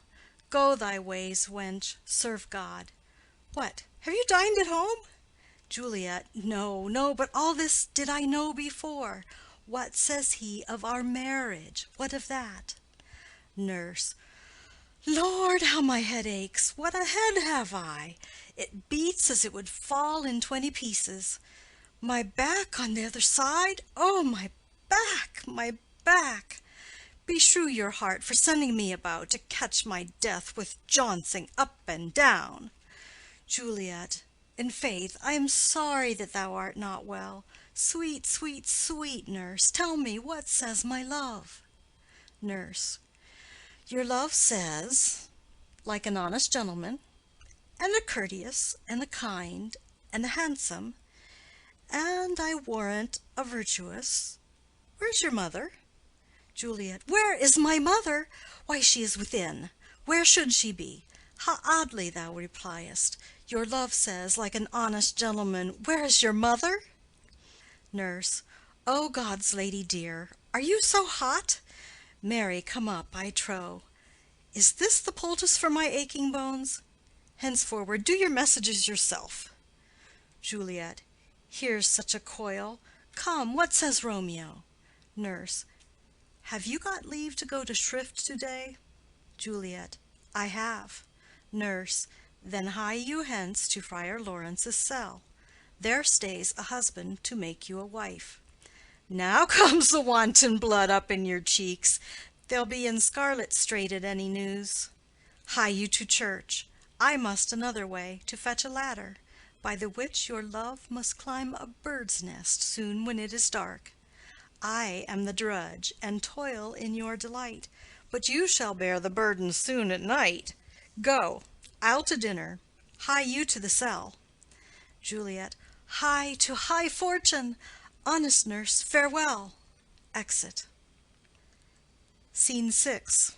Friar Lawrence's cell. Enter Friar Lawrence and Romeo. Friar. So smile the heavens upon this holy act, that after hours with sorrow chide us not. Romeo. Amen, amen. But come what sorrow can, it cannot countervail the exchange of joy that one short minute gives me in her sight. Do thou but close our hands with holy words, then love-devouring death do what he dare. It is enough that I may but call her mine. Friar. These violent delights have violent ends, and in their triumph die, like fire and powder, which as they kiss consume. The sweetest honey is loathsome in its own deliciousness, and in the taste confounds the appetite. Therefore love moderately, long love doth so. Too swift arrives as tardy as too slow. Here comes the lady. Oh, so light a foot will never wear out the everlasting flint. A lover may bestride the gossamer that idles in the wanton summer air, and yet not fall. So light is vanity. Enter Juliet. Juliet. Good even to my ghostly confessor. Friar. Romeo shall thank thee, daughter, for us both. Juliet. As much to him, else is his thanks too much. Romeo. Oh, Juliet, if the measure of thy joy be heaped like mine, and that thy skill be more to blazon it, Then sweeten with thy breath this neighbor air, and let rich music's tongue unfold the imagined happiness that both receive in either by this dear encounter. Juliet, conceit, more rich in matter than in words, brags of his substance, not of ornament. They are but beggars that can count their worth. But my true love is grown to such excess, I cannot sum up some of half my wealth. Friar. Come, come with me, and we'll make short work. For by your leaves you shall not stay alone till Holy Church incorporate two in one. Exit. End of Scene 6. End of Act 2.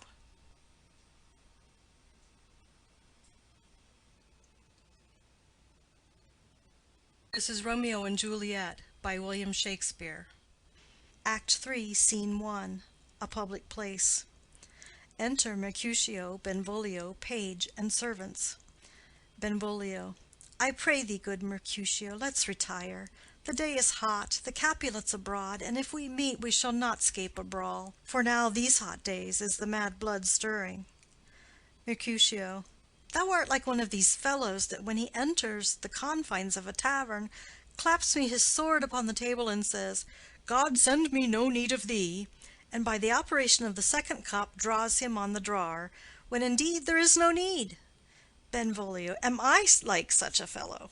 Mercutio. Come, come, thou art as hot a jack in thy mood as any in Italy, and as soon moved to be moody, and as soon moody to be moved. Benvolio. And what too? Mercutio. Nay, and there were two such, we should have none shortly, for one would kill the other. Thou, why thou wilt quarrel with a man that hath a hair more or a hair less in his beard than thou hast. Thou wilt quarrel with a man for cracking nuts, having no other reason but because thou hast hazel eyes. What eye but such an eye would spy out such a quarrel? Thy head is as full of quarrels as an egg is full of meat, and yet thy head hath been beaten as addle as an egg for quarreling. Thou hast quarrelled with a man for coughing in the street, because he hath wakened thy dog that hath lain asleep in the sun. Didst thou not fall out with a tailor for wearing his new doublet before Easter, with another for tying his new shoes with an old riband? And yet thou wilt tutor me from quarrelling? Benvolio.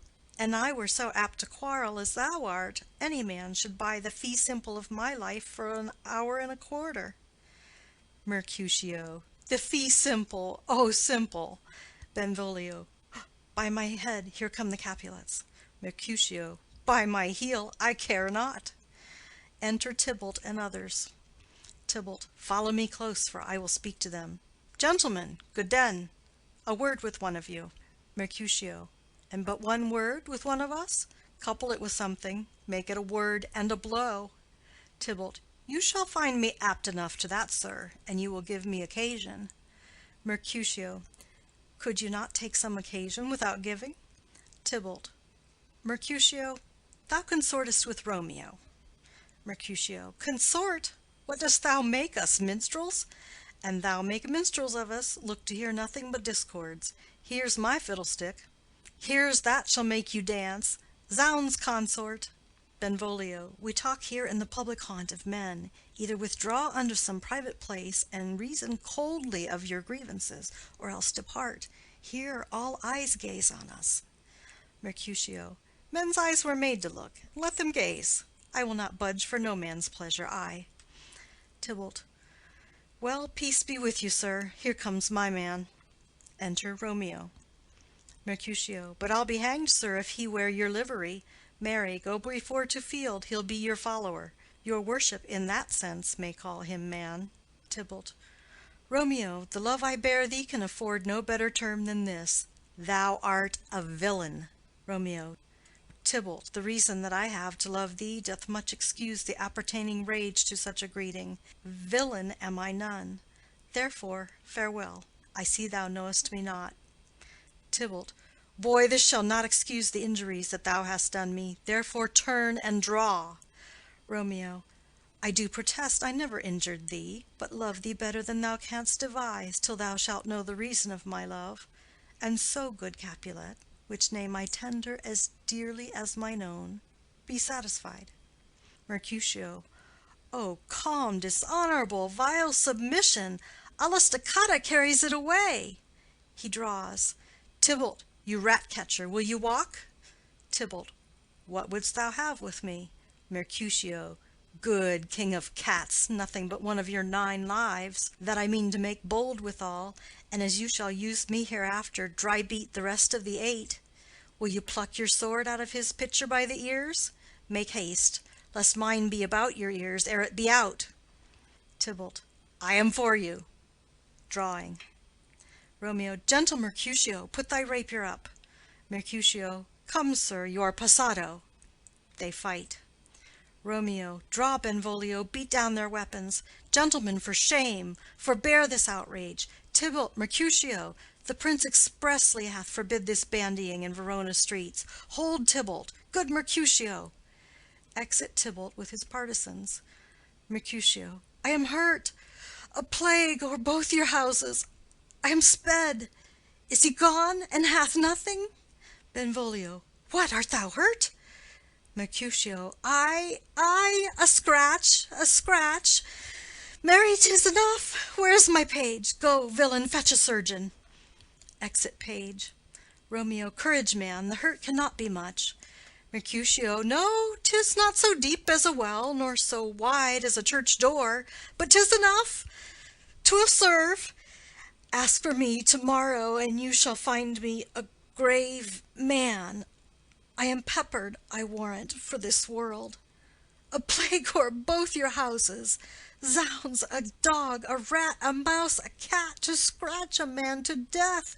A braggart, a rogue, a villain, that fights by the book of arithmetic. Why the devil came you between us? I was hurt under your arm. Romeo. I thought all for the best. Mercutio. Help me into some house, Benvolio, or I shall faint. A plague o'er both your houses. They have made worms' meat of me. I have it, and soundly too. Your houses. Exit Mercutio and Benvolio. Romeo. This gentleman, the prince's near ally, my very friend, hath got his mortal hurt in my behalf. My reputation stained with Tybalt's slander. Tybalt, that an hour hath been my kinsman. O sweet Juliet, thy beauty hath made me effeminate, and in my temper softened valor's steel. Re-enter Benvolio. Benvolio. O Romeo, Romeo, brave Mercutio's dead. That gallant spirit hath aspired the clouds, which too untimely here did scorn the earth. Romeo. This day's black fate on more days doth depend. This but begins the woe others must end. Benvolio. Here comes the furious Tybalt back again. Romeo. Alive in triumph, and Mercutio slain. Away to heaven, respective lenity, and fire-eyed fury be my conduct now. Re-enter Tybalt. Now, Tybalt, take the villain back again that late thou gavest me, for Mercutio's soul is but a little way above our heads, staying for thine to keep him company. Either thou, or I, or both must go with him. Tybalt. Thou wretched boy, that didst consort him here, shalt with him hence. Romeo. This shall determine that. They fight. Tybalt falls. Benvolio. Romeo, away, begone! The citizens are up, and Tybalt slain. Stand not amazed. The prince will doom thee death if thou art taken. Hence, begone, away! Romeo. Oh, I am fortune's fool. Benvolio. Why dost thou stay? Exit Romeo. Enter citizens, etc. Citizen 1. Which way ran he that killed Mercutio? Tybalt, that murderer, which way ran he? Benvolio. There lies that Tybalt. Citizen 1. Up, sir, go with me. I charge thee in the prince's name obey. Enter Prince, attended. Montague, Capulet, their wives, and others. Prince. Where are the vile beginners of this fray? Benvolio. O noble prince, I can discover all the unlucky manage of this fatal brawl. There lies the man slain by young Romeo, that slew thy kinsman, brave Mercutio. Lady Capulet. Tybalt, my cousin, oh, my brother's child! O prince, O husband, oh, the blood is spilled of my dear kinsman! Prince, as thou art true, for blood of ours shed blood of Montague. O cousin, cousin! Prince. Benvolio, who began this bloody fray? Benvolio. Tybalt, here slain, whom Romeo's hand did slay. Romeo, that spoke him fair, bid him bethink how nice the quarrel was, and urged withal your high displeasure.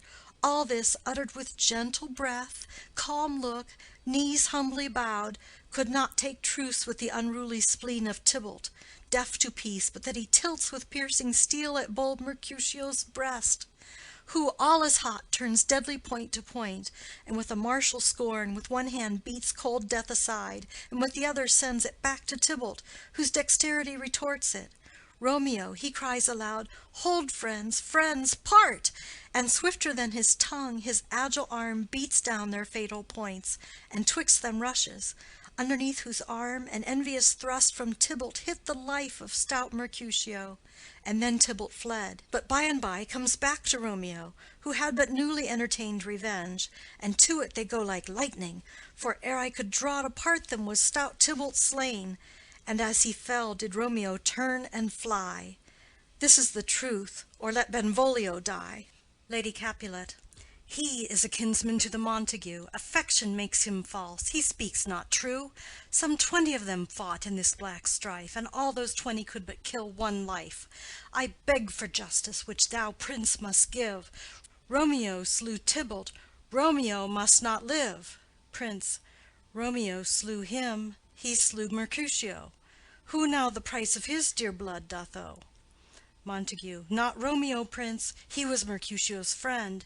His fault concludes but what the law should end, the life of Tybalt. Prince. And for that offense immediately we do exile him hence. I have an interest in your hate's proceeding. My blood for your rude brawls doth lie a-bleeding. But I'll amerce you with so strong a fine that you shall all repent the loss of mine.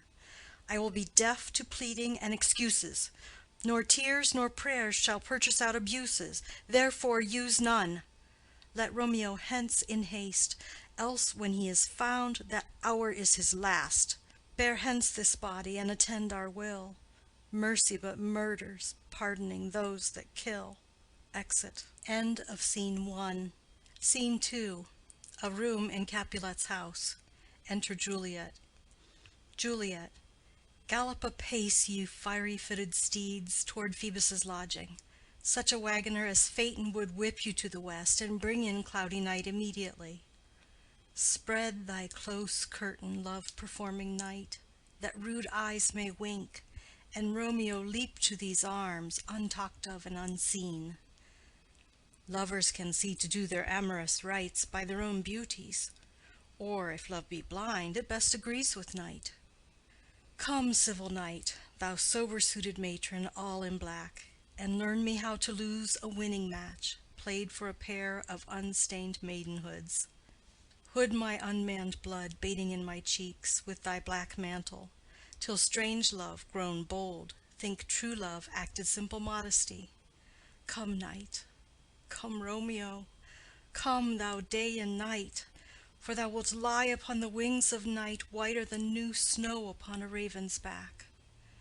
Come, gentle night, come, loving black-browed night, give me my Romeo, and when he shall die, take him and cut him out in little stars, and he will make the face of heaven so fine that all the world will be in love with night, and pay no worship to the garish sun. Oh, I have bought the mansion of a love, but not possessed it, and though I am sold, not yet enjoyed. So tedious is this day as is the night before some festival to an impatient child that hath new robes, and may not wear them.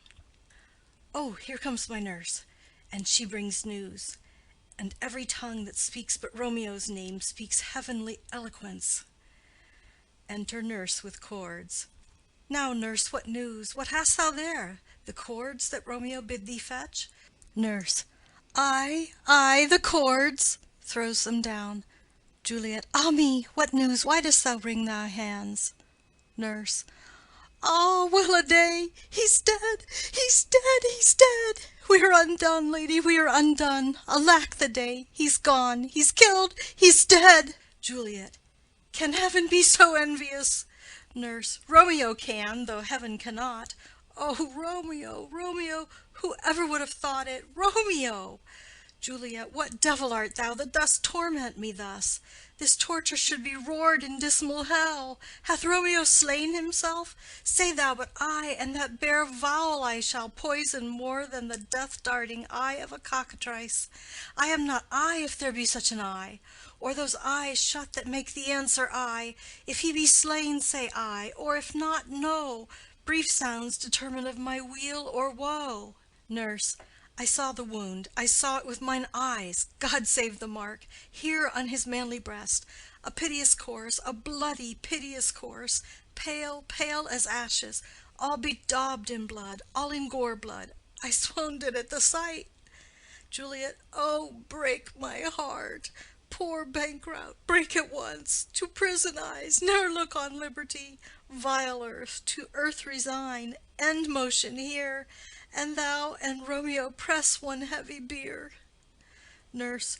Oh, Tybalt, Tybalt, the best friend I had. Oh, courteous Tybalt, honest gentleman, that ever I should live to see thee dead. Juliet. What storm is this that blows so contrary? Is Romeo slaughtered, and is Tybalt dead? My dear loved cousin, and my dearer lord? Then, dreadful trumpet, sound the general doom, for who is living if those two are gone? Nurse. Tybalt is gone, and Romeo banished. Romeo that killed him, he is banished. Juliet. O God, did Romeo's hand shed Tybalt's blood? Nurse. It did, it did. Alas, the day it did. Juliet. O serpent heart, hid with a flowering face, did ever dragon keep so fair a cave? Beautiful tyrant, fiend angelical, dove-feathered raven, wolfish ravening lamb, despised substance of divinest show, just opposite to what thou justly seem'st, a damned saint, an honorable villain. O nature, what hadst thou to do in hell when thou didst bower the spirit of a fiend in mortal paradise of such sweet flesh? Was ever book containing such vile matter so fairly bound? Oh, that deceit should dwell in such a gorgeous palace! Nurse. There is no trust, no faith, no honesty in men, all perjured, all forsworn, all naught, all dissemblers. Ah, where's my man? Give me some aqua vitae. These griefs, these woes, these sorrows make me old. Shame come to Romeo. Juliet. Blistered be thy tongue for such a wish. He was not born to shame. Upon his brow shame is a shame to sit, for 'tis a throne where honor may be crowned, sole monarch of the universal earth. Oh, what a beast was I to chide at him! Nurse. Will you speak well of him that killed your cousin? Juliet. Shall I speak ill of him that is my husband? Ah, poor my lord, what tongue shall smooth thy name when I, thy 3 hours' wife, have mangled it? But wherefore, villain, didst thou kill my cousin? That villain cousin would have killed my husband. Back, foolish tears, back to your native spring. Your tributary drops belong to woe, which you, mistaking, offer up to joy. My husband lives that Tybalt would have slain, and Tybalt's dead that would have slain my husband. All this is comfort. Wherefore weep I then? Some word there was, worser than Tybalt's death, that murdered me. I would forget it fain, but oh, it presses to my memory like damned guilty deeds to sinners' minds. Tybalt is dead, and Romeo banished. That one word banished, hath slain 10,000 Tybalts. Tybalt's death was woe enough, if it had ended there, or if sour woe delights in fellowship, and needly will be ranked with other griefs. Why followed not, when she said Tybalt's dead, thy father or thy mother, nay, or both, which modern lamentation might have moved? But with a rear word following Tybalt's death, Romeo is banished. To speak that word is father, mother, Tybalt, Romeo, Juliet, all slain, all dead. Romeo is banished. There is no end, no limit, measure, bound in that word's death. no words can that woe sound. Where is my father and my mother, nurse? Nurse, weeping and wailing over Tybalt's corse. Will you go to them? I will bring you thither. Juliet, wash they his wounds with tears. Mine shall be spent when theirs are dry for Romeo's banishment. Take up those cords. Poor ropes, you are beguiled, both you and I, for Romeo is exiled. He made you for a highway to my bed, but I a maid die maiden widowed. Come, cords, come, nurse, I'll to my wedding bed, and death, not Romeo, take my maidenhead. Nurse, hie to your chamber, I'll find Romeo to comfort you. I wot well where he is. Hark ye, your Romeo will be here at night. I'll to him. He is hid at Lawrence's cell. Juliet, oh, find him. Give this ring to my true knight, and bid him come to take his last farewell. Exit. End of Scene 2. Scene 3. Friar Lawrence's cell. Enter Friar Lawrence. Friar. Romeo, come forth. Come forth, thou fearful man. Affliction is enamored of thy parts, and thou art wedded to calamity. Enter Romeo. Romeo, father, what news? What is the prince's doom? What sorrow craves acquaintance at my hand that I yet know not? Friar. Too familiar is my dear son with such sour company. I bring thee tidings of the prince's doom. Romeo, what less than doomsday is the prince's doom? Friar. A gentler judgment vanished from his lips, not body's death, but body's banishment. Romeo. Ha! Banishment! Be merciful, say death, for exile hath more terror in his look, much more than death. Do not say banishment. Friar. Hence from Verona art thou banished. Be patient, for the world is broad and wide. Romeo. There is no world without Verona walls, but purgatory, torture, hell itself. Hence banished is banished from the world, and world's exile is death. Then banished is death mistermed. Calling death banishment, thou cuttest my head off with a golden axe, and smilest upon the stroke that murders me. Friar. O deadly sin! O rude unthankfulness! Thy fault our law calls death. But the kind prince, taking thy part, hath brushed aside the law, and turned that black word death to banishment. This is dear mercy, and thou seest it not. Romeo. 'Tis torture, and not mercy. Heaven is here, where Juliet lives, and every cat and dog and little mouse, every unworthy thing, live here in heaven and may look on her, but Romeo may not. More validity, more honorable state, more courtship lives in carrion flies than Romeo. They may seize on the white wonder of Juliet's hand, and steal immortal blessing from her lips, who even in pure and vestal modesty still blush, as thinking their own kisses sin. But Romeo may not. He is banished. This may flies do, when I from this must fly. And sayest thou yet that exile is not death? Hadst thou no poison mixed, no sharp ground knife, no sudden mean of death, though ne'er so mean, but banished to kill me?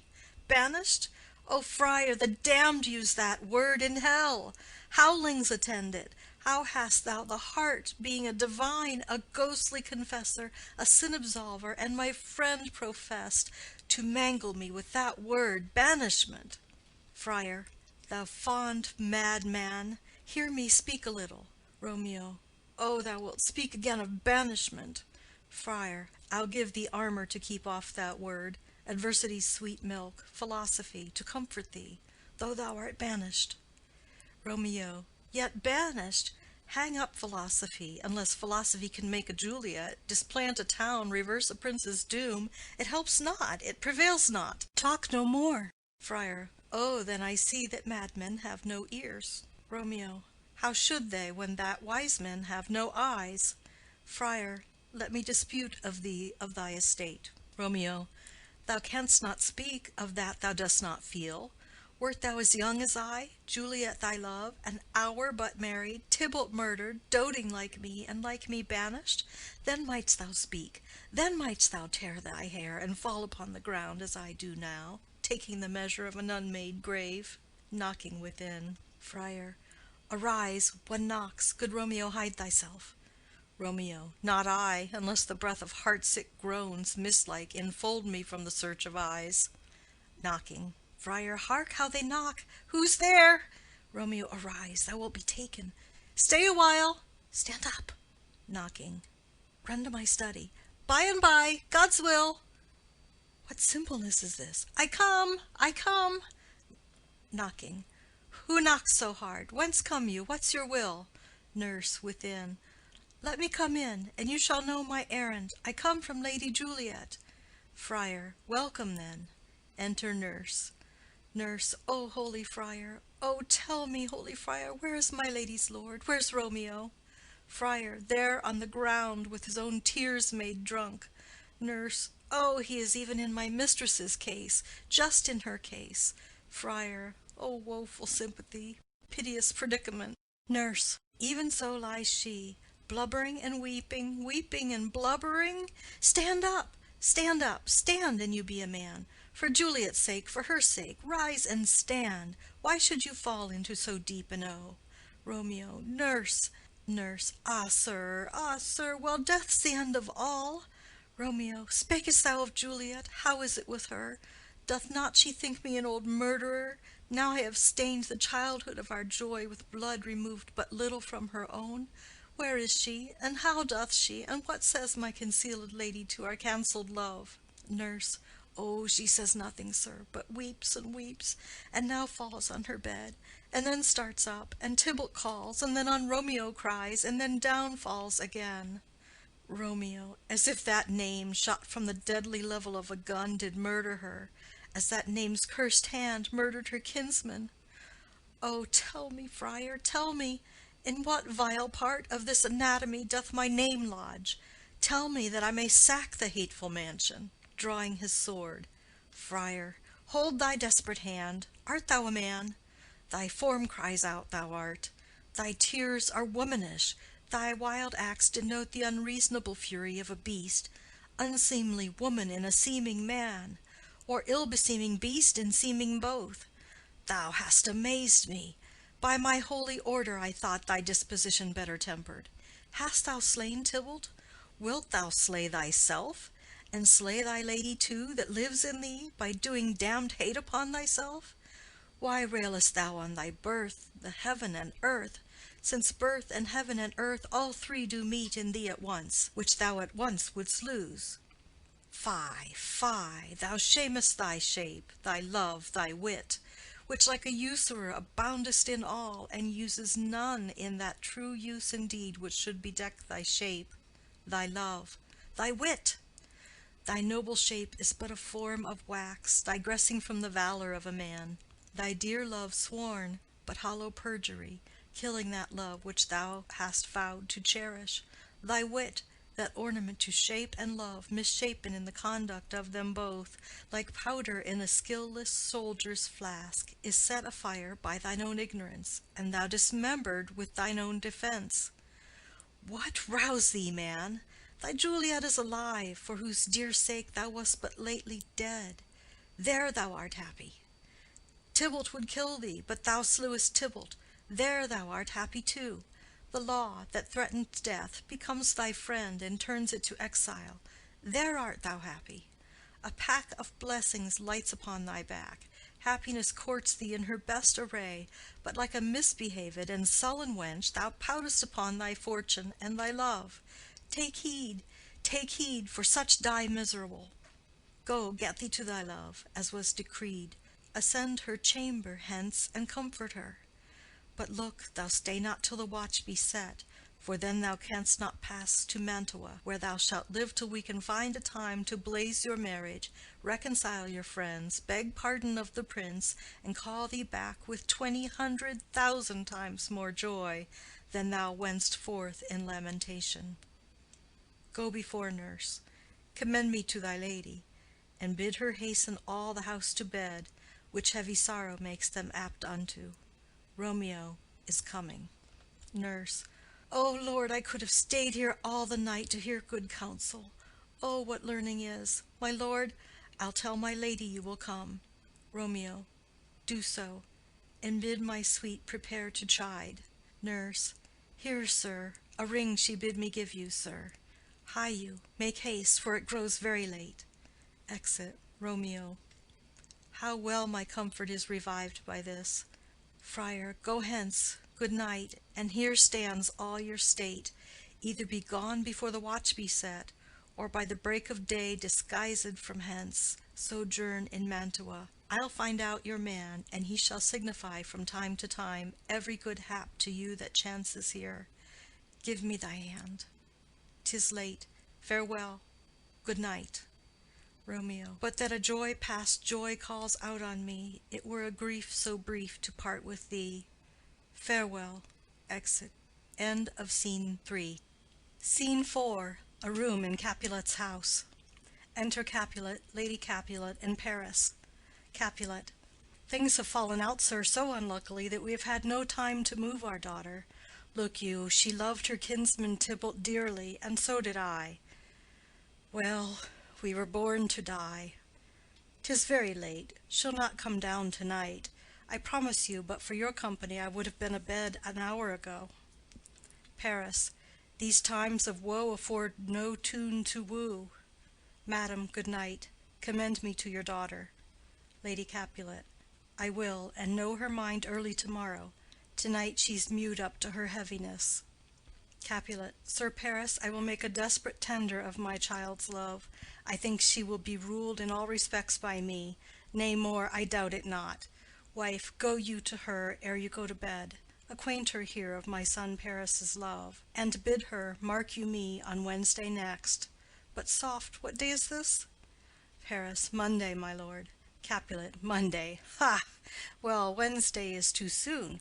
Thursday let it be. A Thursday, tell her. She shall be married to this noble earl.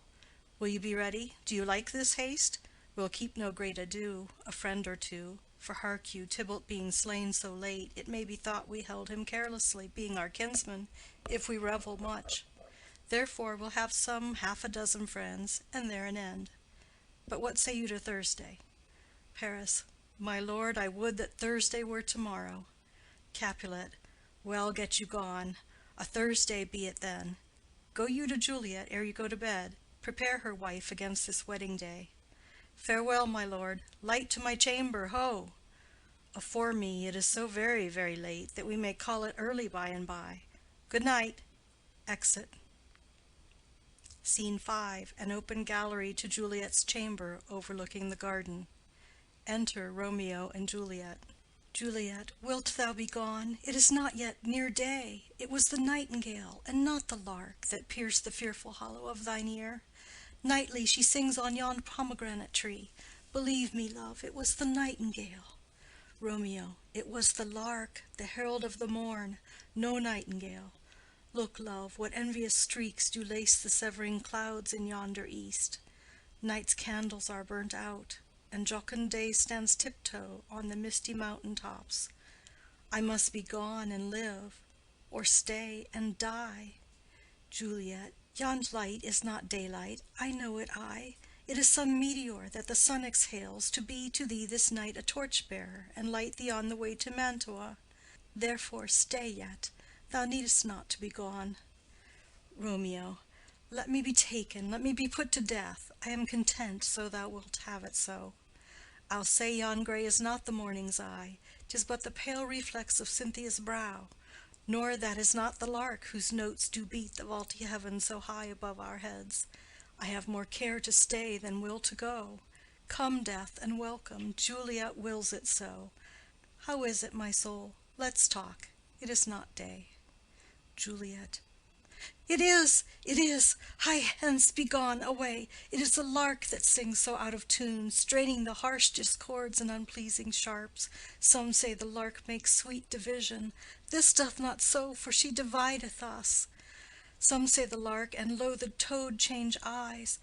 Oh, now I would they had changed voices too, since arm from arm that voice doth us affray, hunting thee hence with hunts up to the day. Oh, now be gone, more light and light it grows. Romeo. More light and light, more dark and dark our woes. Enter nurse. Nurse. Madam. Juliet. Nurse? Nurse, your lady mother is coming to your chamber. The day is broke. Be wary, look about. Exit. Juliet. Then window, let day in, and let life out. Romeo. Farewell, farewell. One kiss, and I'll descend. Descends. Juliet. Art thou gone so? My lord, my love, my friend, I must hear from thee every day in the hour, for in a minute there are many days. Oh, by this count I shall be much in years ere I again behold my Romeo. Romeo. Farewell. I will omit no opportunity that may convey my greetings, love, to thee. Juliet. Oh, thinkest thou we shall ever meet again? Romeo. I doubt it not. And all these woes shall serve for sweet discourses in our time to come. Juliet. O God, I have an ill divining soul. Methinks I see thee, now thou art below, as one dead in the bottom of a tomb. Either my eyesight fails, or thou lookest pale. Romeo. And trust me, love, in my eye so do you. Dry sorrow drinks our blood. Adieu, adieu. Exit below. Juliet. O fortune, fortune! All men call thee fickle. If thou art fickle, what dost thou with him that is renowned for faith? Be fickle, fortune, for then I hope thou wilt not keep him long, but send him back. Lady Capulet within. Ho, daughter, are you up? Juliet. Who is it that calls? Is it my lady mother? Is she not down so late, or up so early? What unaccustomed cause procures her hither? Enter Lady Capulet. Lady Capulet. Why, how now, Juliet? Juliet. Madam, I am not well. Lady Capulet. Evermore weeping for your cousin's death? What, wilt thou wash him from his grave with tears? And if thou couldst not make him live. Therefore have done. Some grief shows much of love, but much of grief shows still some want of wit. Juliet. Yet let me weep for such a feeling loss. Lady Capulet. So shall you feel the loss, but not the friend which you weep for. Juliet. Feeling so the loss, I cannot choose but ever weep the friend. Lady Capulet. Well, girl, thou weepest not so much for his death as that the villain lives which slaughtered him. Juliet. What villain, madam? Lady Capulet. That same villain Romeo. Juliet. Villain and he may be many miles asunder. God pardon him. I do with all my heart, and yet no man like he doth grieve my heart. Lady Capulet. That is because the traitor murderer lives. Juliet. Ay, madam, from the reach of these my hands. Would none but I might venge my cousin's death. Lady Capulet. We will have vengeance for it, fear thou not. Then weep no more. I'll send to one in Mantua, where that same banished runagate doth live, shall give him such an unaccustomed dram that he shall soon keep Tybalt company, and then I hope thou wilt be satisfied. Juliet. Indeed, I never shall be satisfied with Romeo till I behold him dead. Is my poor heart so for a kinsman vexed? Madam, if you could find out but a man to bear a poison, I would temper it, that Romeo should, upon receipt thereof, soon sleep in quiet. Oh, how my heart abhors to hear him named, and cannot come to him, to wreak the love I bore my cousin Tybalt upon his body that hath slaughtered him. Lady Capulet. Find thou the means, and I'll find such a man. But now I'll tell thee joyful tidings, girl. Juliet. And joy comes well in such a needy time. What are they, I beseech your ladyship? Lady Capulet. Well, well, thou hast a careful father, child. One who, to put thee from thy heaviness, hath sorted out a sudden day of joy, that thou expectest not, nor I looked not for. Juliet. Madam, in happy time, what day is that? Lady Capulet. Marry, my child, early next Thursday morn, the gallant young and noble gentleman, the County Paris, at St. Peter's Church, shall happily make thee there a joyful bride. Juliet. Now by St. Peter's Church, and Peter too, he shall not make me there a joyful bride. I wonder at this haste, that I must wed ere he that should be husband comes to woo.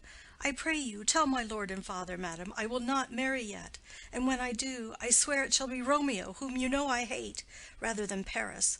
These are news indeed. Lady Capulet. Here comes your father. Tell him so yourself, and see how he will take it at your hands. Enter Capulet and nurse. Capulet. When the sun sets, the air doth drizzle dew, but for the sunset of my brother's son it rains downright. How now, a conduit girl? What, still in tears? Evermore showering? In one little body thou counterfeitest a bark, a sea, a wind, for still thy eyes, which I may call the sea, do ebb and flow with tears. The bark thy body is, sailing in this salt flood, the winds thy sighs, who raging with thy tears, and they with them, without a sudden calm will overset thy tempest-tossed body. How now, wife? Have you delivered to her our decree? Lady Capulet. Ay, sir, but she will none. She gives you thanks. I would the fool were married to her grave. Capulet. Soft! Take me with you, wife. How, will she none? Doth she not give us thanks? Is she not proud? Doth she not count her blessed, unworthy as she is, that we have wrought so worthy a gentleman to be her bridegroom? Juliet. Not proud you have, but thankful that you have. Proud can I never be of what I hate, but thankful even for hate that is meant love. Capulet. How now, chop logic, what is this? Proud, and I thank you not, and yet not proud? Mistress minion you, thank me no thankings, nor proud me no prouds, but fettle your fine joints against Thursday next to go with Paris to St. Peter's Church, or I will drag thee on a hurdle thither. Out, you green sickness carrion, out, you baggage, you tallow face. Lady Capulet. Fie, fie, what, are you mad? Juliet. Good father, I beseech you on my knees, hear me with patience but to speak a word. Capulet. Hang thee, young baggage, disobedient wretch. I tell thee what, get thee to church on Thursday, or never after look me in the face. Speak not, reply not, do not answer me. My fingers itch. Wife, we scarce thought us blessed that God had lent us but this only child, and now I see this one is one too much, and that we have a curse in having her. Out on her, Hilding. Nurse. God in heaven bless her. You are to blame, my lord, to rate her so. Capulet. And why, my lady Wisdom? Hold your tongue. Good Prudence, smatter with your gossips. Go. Nurse. I speak no treason. Capulet. O God ye good den. Nurse. May not one speak? Capulet. Peace, you mumbling fool. Utter your gravity or a gossip's bowl, for here we need it not. Lady Capulet. You are too hot. Capulet. God's bread, it makes me mad. Day, night, hour, time, tide, work, play, alone in company, still my care hath been to have her matched, and having now provided a gentleman of noble parentage, a fair domain, youthful and nobly trained, stuffed, as they say, with honorable parts, proportioned as one's heart would wish a man, and then to have a wretched puling fool, a whining mammet, in her fortune's tender, to answer, I'll not wed, I cannot love, I am too young, I pray you pardon me. But an you will not wed, I'll pardon you. Graze where you will, you shall not house with me. Look to it, think on it, I do not use to jest. Thursday is near, lay hand on heart, advise, and you be mine, I'll give you to my friend. And you be not, hang, beg, starve, die in the streets, for by my soul, I'll ne'er acknowledge thee. For what is mine shall ne'er do thee good. Trust to it, bethink you, I'll not be forsworn. Exit. Juliet. Is there no pity sitting in the clouds that see into the bottom of my grief? O sweet my mother, cast me not away. Delay this marriage for a month, a week, or if you do not, make the bridal bed in that dim monument where Tybalt lies. Lady Capulet. Talk not to me, for I'll not speak a word. Do as thou wilt, for I have done with thee. Exit. Juliet. O God, O nurse, how shall this be prevented? My husband is on earth, my faith in heaven. How shall that faith return again to earth, unless that husband send it me from heaven by leaving earth? Comfort me, counsel me. Alack, alack, that heaven should practice stratagems upon so soft a subject as myself. What sayest thou? Hast thou not a word of joy? Some comfort, nurse. Nurse. Faith, here 'tis. Romeo is banished, and all the world to nothing that he dares ne'er come back to challenge you, or if he do, it needs must be by stealth. Then, since the case so stands as now it doth, I think it best you married with the county. Oh, he's a lovely gentleman. Romeo's a dishclout to him, An eagle, madam, hath not so green, so quick, so fair an eye as Paris hath. Beshrew my very heart, I think you are happy in this second match, for it excels your first. Or if it did not, your first is dead, or 'twere as good he were, as living here, and you no use of him. Juliet. Speakest thou this from thy heart? Nurse. And from my soul too, or else beshrew them both. Juliet. Amen. Nurse. What? Juliet. Well, thou hast comforted me marvellous much. Go in and tell my lady I am gone, having displeased my father, to Lawrence's cell, to make confession, and to be absolved. Nurse. Marry, I will, and this is wisely done. Exit. Juliet. Ancient damnation! O most wicked fiend! Is it more sin to wish me thus forsworn, or to dispraise my lord with that same tongue which she hath praised him with above compare so many thousand times? Go, counselor, thou and my bosom henceforth shall be twain. I'll to the friar to know his remedy. If all else fail, myself have power to die. Exit. End of Scene 5. End of Act 3. Romeo and Juliet by William Shakespeare. Act 4, Scene 1. Friar Lawrence's cell. Enter Friar Lawrence and Paris. Friar. On Thursday, sir. The time is very short. Paris. My father Capulet will have it so, and I am nothing slow to slack his haste. Friar. You say you do not know the lady's mind. Uneven is the course. I like it not. Paris.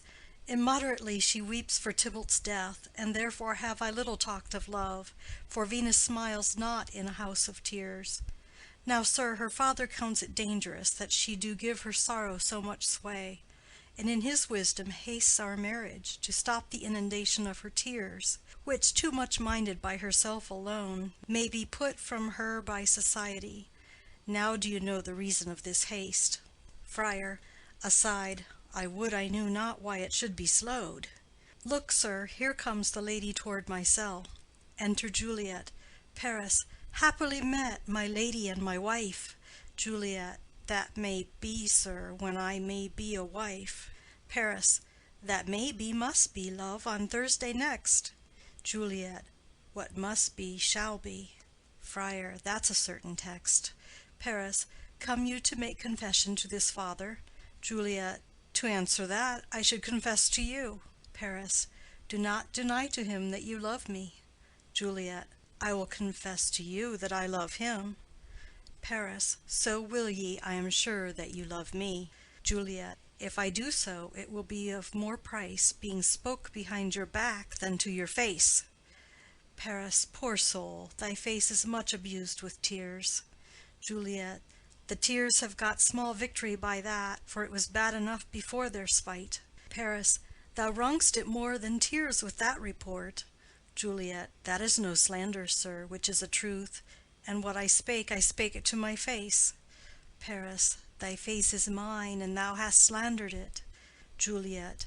It may be so, for it is not mine own. Are you at leisure, holy father, now, or shall I come to you at evening mass? Friar. My leisure serves me, pensive daughter, now. My lord, we must entreat the time alone. Paris. God shield I should disturb devotion.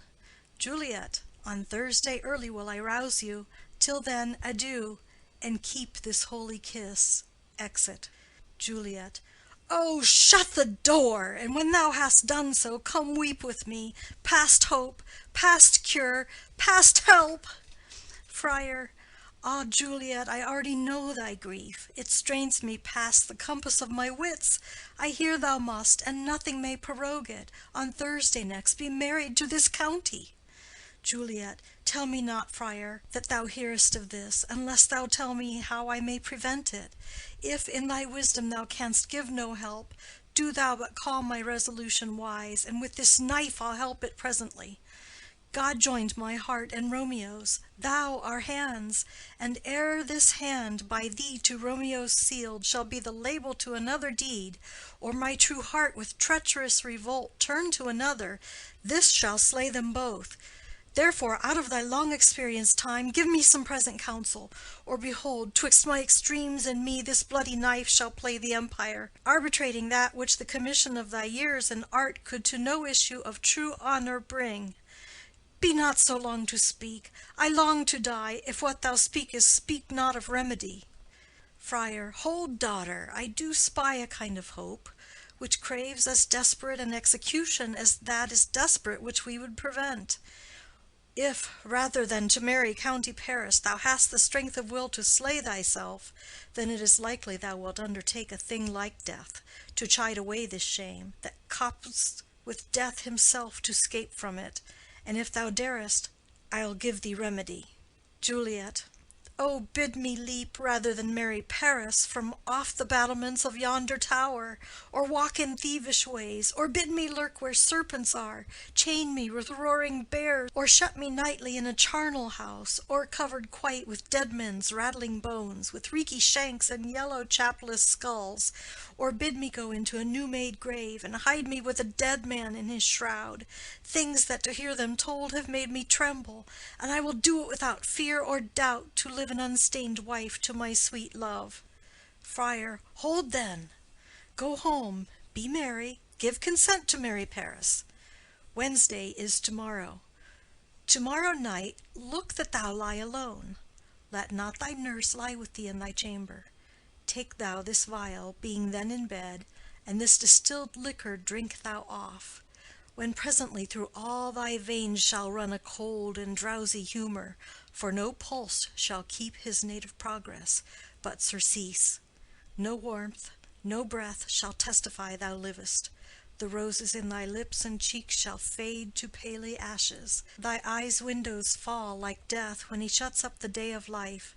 Each part deprived of supple government shall, stiff and stark and cold, appear like death. And in this borrowed likeness of shrunk death thou shalt continue 42 hours, and then awake as from a pleasant sleep. Now, when the bridegroom in the morning comes to rouse thee from thy bed, there art thou dead. Then, as the manner of our country is, in thy best robes, uncovered, on the bier, thou shalt be borne to that same ancient vault, where all the kindred of the Capulets lie. In the meantime, against thou shalt awake, shall Romeo by my letters know our drift, and hither shall he come, and he and I will watch thy waking, and that very night shall Romeo bear thee hence to Mantua, and this shall free thee from this present shame, if no inconstant toy nor womanish fear abate thy valor in the acting it. Juliet, give me, give me, oh, tell not me of fear. Friar. Hold, get you gone, be strong and prosperous in this resolve. I'll send a friar with speed to Mantua with my letters to thy lord. Juliet. Love give me strength, and strength shall help afford. Farewell, dear father. Exit. End of Scene 1. Scene 2. Hall in Capulet's house. Enter Capulet, Lady Capulet, nurse, and servants. Capulet. So many guests invite as here are writ. Exit first servant. Sirrah, go hire me 20 cunning cooks. Second servant. You shall have none ill, sir, for I'll try if they can lick their fingers. Capulet. How canst thou try them so? Second servant. Marry, sir, 'tis an ill cook that cannot lick his own fingers. Therefore he that cannot lick his fingers goes not with me. Capulet. Go, be gone. Exit second servant. We shall be much unfurnished for this time. What, is my daughter gone to Friar Lawrence? Nurse. Ay, forsooth. Capulet. Well, be may chance to do some good on her. A peevish, self-willed harlotry it is. Nurse. See where she comes from shrift with merry look. Enter Juliet. Capulet. How now, my headstrong? Where have you been gadding? Juliet. Where I have learned me to repent the sin of disobedient opposition to you and your behests, and am enjoined by holy Lawrence to fall prostrate here, to beg your pardon. Pardon, I beseech you. Henceforward I am ever ruled by you. Capulet. Send for the county. Go tell him of this. I'll have this knot knit up tomorrow morning. Juliet. I met the youthful lord at Lawrence's cell, and gave him what becomed love I might, not stepping o'er the bounds of modesty. Capulet. Why, I am glad on't. This is well. Stand up. This is as it should be. Let me see the county. Ay, marry, go, I say, and fetch him hither. Now, afore God, this reverend holy friar, all our whole city is much bound to him. Juliet. Nurse, will you go with me into my closet to help me sort such needful ornaments as you think fit to furnish me tomorrow? Lady Capulet. No, not till Thursday. There's time enough. Capulet. Go, nurse, go with her. We'll to church tomorrow. Exit Juliet and nurse. Lady Capulet. We shall be short in our provision. 'Tis now near night. Capulet. Tush! I will stir about, and all things shall be well, I warrant thee, wife. Go thou to Juliet. Help to deck up her. I'll not to bed to-night. Let me alone. I'll play the housewife for this once. What ho! They are all forth. Well, I will walk myself to County Paris, to prepare him up against tomorrow. My heart is wondrous light since this same wayward girl is so reclaimed. Exit. End of Scene 2. Scene 3. Juliet's chamber. Enter Juliet and nurse. Juliet. Ay, those attires are best. But, gentle nurse, I pray thee leave me to myself to-night, for I have need of many orisons to move the heavens to smile upon my state, which well thou knowest is cross and full of sin. Enter Lady Capulet. Lady Capulet. What, are you busy, ho? Need you my help? Juliet. No, madam. We have culled such necessaries as are behoveful for our state tomorrow. So please you, let me now be left alone, and let the nurse this night sit up with you, for I am sure you have your hands full all in this so sudden business. Lady Capulet. Good night. Get thee to bed and rest, for thou hast need. Exit Lady Capulet and nurse. Juliet. Farewell. God knows when we shall meet again. I have a faint cold fear thrills through my veins that almost freezes up the heat of life. I'll call them back again to comfort me. Nurse! Oh, what should she do here? My dismal scene I needs must act alone. Come, vial. What if this mixture do not work at all? Shall I be married, then, tomorrow morning? No, no, this shall forbid it. Lie thou there, laying down her dagger. What if it be a poison which the friar subtly hath ministered to have me dead, lest in this marriage he should be dishonored, because he married me before to Romeo? I fear it is, and yet methinks it should not, for he hath still been tried a holy man. I will not entertain so bad a thought. How if, when I am laid into the tomb, I wake before the time that Romeo come to redeem me? There's a fearful point. Shall I not then be stifled in the vault, to whose foul mouth no healthsome air breathes in, and there die strangled ere my Romeo comes? Or if I live, is it not very like the horrible conceit of death and night, together with the terror of the place, as in a vault, an ancient receptacle, where for this many hundred years the bones of all my buried ancestors are packed, where bloody Tybalt, yet but green in earth, lies festering in his shroud, whereas they say at some hours in the night spirits resort?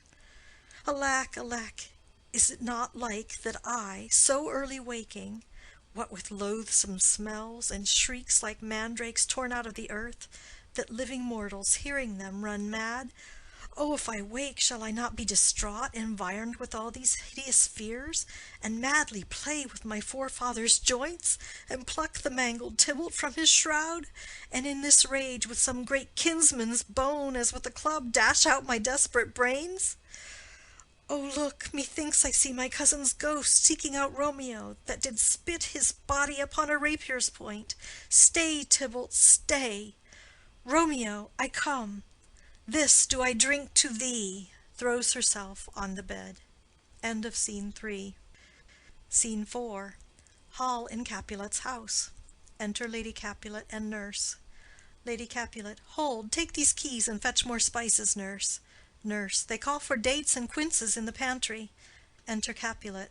Capulet. Come, stir, stir, stir. The second cock hath crowed. The curfew bell hath rung. 'Tis 3 o'clock. Look to the baked meats, good Angelica. Spare not for cost. Nurse. Go, you cot queen, go. Get you to bed. Faith, you'll be sick tomorrow for this night's watching. Capulet. No, not a whit. What, I have watched ere now all night for lesser cause, and ne'er been sick. Lady Capulet. Ay, you have been a mouse hunt in your time, but I will watch you from such watching now. Exit Lady Capulet and Nurse. Capulet. A jealous hood, a jealous hood. Now, fellow. Enter servants with spits, logs, and baskets. What's there? Servant 1. Things for the cook, sir, but I know not what. Capulet. Make haste, make haste. Exit Servant 1. Sirrah, fetch drier logs. Call Peter, he will show thee where they are. Second Servant. I have a head, sir, that will find out logs, and never trouble Peter for the matter. Exit. Capulet. Mass and well said. A merry horse, and ha! Thou shalt be loggerhead. Good faith, 'tis day. The county will be here with music straight, for so he said he would. Ah, I hear him near. Music within. Nurse! Wife! What ho! What, nurse? I say! Re-enter Nurse. Go, waken Juliet. Go and trim her up. I'll go and chat with Paris. Hi, make haste, make haste. The bridegroom he is come already. Make haste, I say. Exit. End of Scene 4. Scene 5. Juliet's chamber. Juliet on the bed. Enter Nurse. Mistress! What mistress? Juliet! Fast, I warrant her, she. Why, lamb, why, lady, fie, you slug abed, why, love, I say, madam, sweetheart, why, bride, what, not a word? You take your pennyworths now, sleep for a week, for the next night, I warrant, the county Paris hath set up his rest, that you shall rest but little. God forgive me, Mary and amen, how sound is she asleep! I must needs wake her. Madam, madam, madam, I let the county take you in your bed. He'll fright you up, in faith, will it not be? What, dressed and in your clothes, and down again? I must needs wake you. Lady, lady, lady! Alas, alas, help, help, my lady's dead! Oh, well a day that ever I was born! Some aquavitae, ho! My lord, my lady! Enter Lady Capulet. Lady Capulet, what noise is here? Nurse, oh, lamentable day! Lady Capulet, what is the matter? Nurse, look, look, oh, heavy day! Lady Capulet, oh me, my child, my only life! Revive, look up, or I will die with thee! Help, help, call help! Enter Capulet. Capulet, for shame, bring Juliet forth, her lord is come.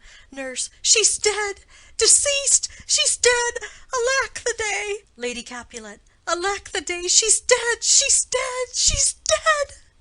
Capulet, ha, let me see her, out, alas, she's cold, her blood is settled, and her joints are stiff. Life and these lips have long been separated. Death lies on her like an untimely frost upon the sweetest flower of all the field. Accursed time! Unfortunate old man! Nurse, oh, lamentable day! Lady Capulet, oh, woeful time! Capulet, death that hath taken her hence to make me wail, ties up my tongue and will not let me speak. Enter Friar Lawrence and Paris with musicians. Friar. Come, is the bride ready to go to church? Capulet. Ready to go, but never to return. O son, the night before thy wedding day hath death lain with thy bride. There she lies, flower as she was, deflowered by him. Death is my son-in-law, death is my heir. My daughter he hath wedded. I will die and leave him all, life, living, all is death's. Paris, have I thought long to see this morning's face, and doth it give me such a sight as this? Lady Capulet, accursed, unhappy, wretched, hateful day, most miserable hour that e'er time saw in lasting labor of his pilgrimage, but one poor and loving child, and one thing to rejoice and solace in, and cruel death hath catched it from my sight. Nurse, oh woe, oh woeful, woeful, woeful day! Most lamentable day, most woeful day that ever I did yet behold. O day, O day, O day, O hateful day! Never was seen so black a day as this. O woeful day, O woeful day! Paris, beguiled, divorced, wronged, spited, slain, most detestable death by thee beguiled, by cruel, cruel thee quite overthrown. O love, O life, not life, but love in death. Capulet, despised, distressed, hated, martyred, killed, uncomfortable time, why camest thou now to murder our solemnity? O child, O child, my soul, and not my child, dead art thou, dead. Alack, my child is dead, and with my child my joys are buried. Friar. Peace, ho! For shame, confusion's cure lives not in these confusions. Heaven and yourself had part in this fair maid. Now heaven hath all, and all the better is it for the maid. Your part in her you could not keep from death, but heaven keeps his part in eternal life. The most you sought was her promotion, for 'twas your heaven she should be advanced, and weep ye now, seeing she is advanced above the clouds, as high as heaven itself? Oh, in this love you love your child so ill that you run mad, seeing that she is well. She's not well married that lives married long, but she's best married that dies married young. Dry up your tears, and stick your rosemary on this fair corse, and as the custom is, in all her best array, bear her to church. For though fond nature bids us all lament, yet nature's tears are reason's merriment. Capulet. All things that we ordained festival turn from their office to black funeral. Our instruments to melancholy bells, our wedding cheer to a sad burial feast. Our solemn hymns to sullen dirges change. Our bridal flowers serve for a buried corse, and all things change them to the contrary. Friar. Sir, go you in, and madam, go with him. And go, Sir Paris, every one prepare to follow this fair course unto her grave. The heavens do lower upon you for some ill. Move them no more by crossing their high will. Exit Capulet, Lady Capulet, Paris, and Friar. First Musician. Faith, we may put up our pipes and be gone. Nurse. Honest good fellows, ah, put up, for well you know this is a pitiful case. Exit. First Musician. Ay, by my troth, the case may be amended. Enter Peter. Peter. Musicians, O musicians, heart's ease, and you will have me live. Play heart's ease. First Musician. Why heart's ease? Peter. O musicians, because my heart itself plays, my heart is full of woe. O play me some merry dump to comfort me. First Musician. Not a dump we, 'tis no time to play now. Peter. You will not then? First Musician. No. Peter. I will then give it you soundly. First Musician. What will you give us? Peter. No money on my faith, but the gleek. I will give you the minstrel. First Musician. Then will I give you the serving creature. Peter. Then will I lay the serving creature's dagger on your pate. I will carry no crotchets. I'll ray you, I'll faw you. Do you note me? First Musician. And you ray us and faw us, you note us. Second Musician. Pray you put up your dagger and put out your wit. Peter. Then have at you with my wit. I will dry beat you with an iron wit and put up my iron dagger. Answer me like men. When griping grief the heart doth wound, and doleful dumps the mind oppress, then music with her silver sound. Why silver sound? Why music with her silver sound? What say you, Simon Catling? First Musician. Marry, sir, because silver hath a sweet sound. Peter. Pretty. What say you, Hugh Rebeck?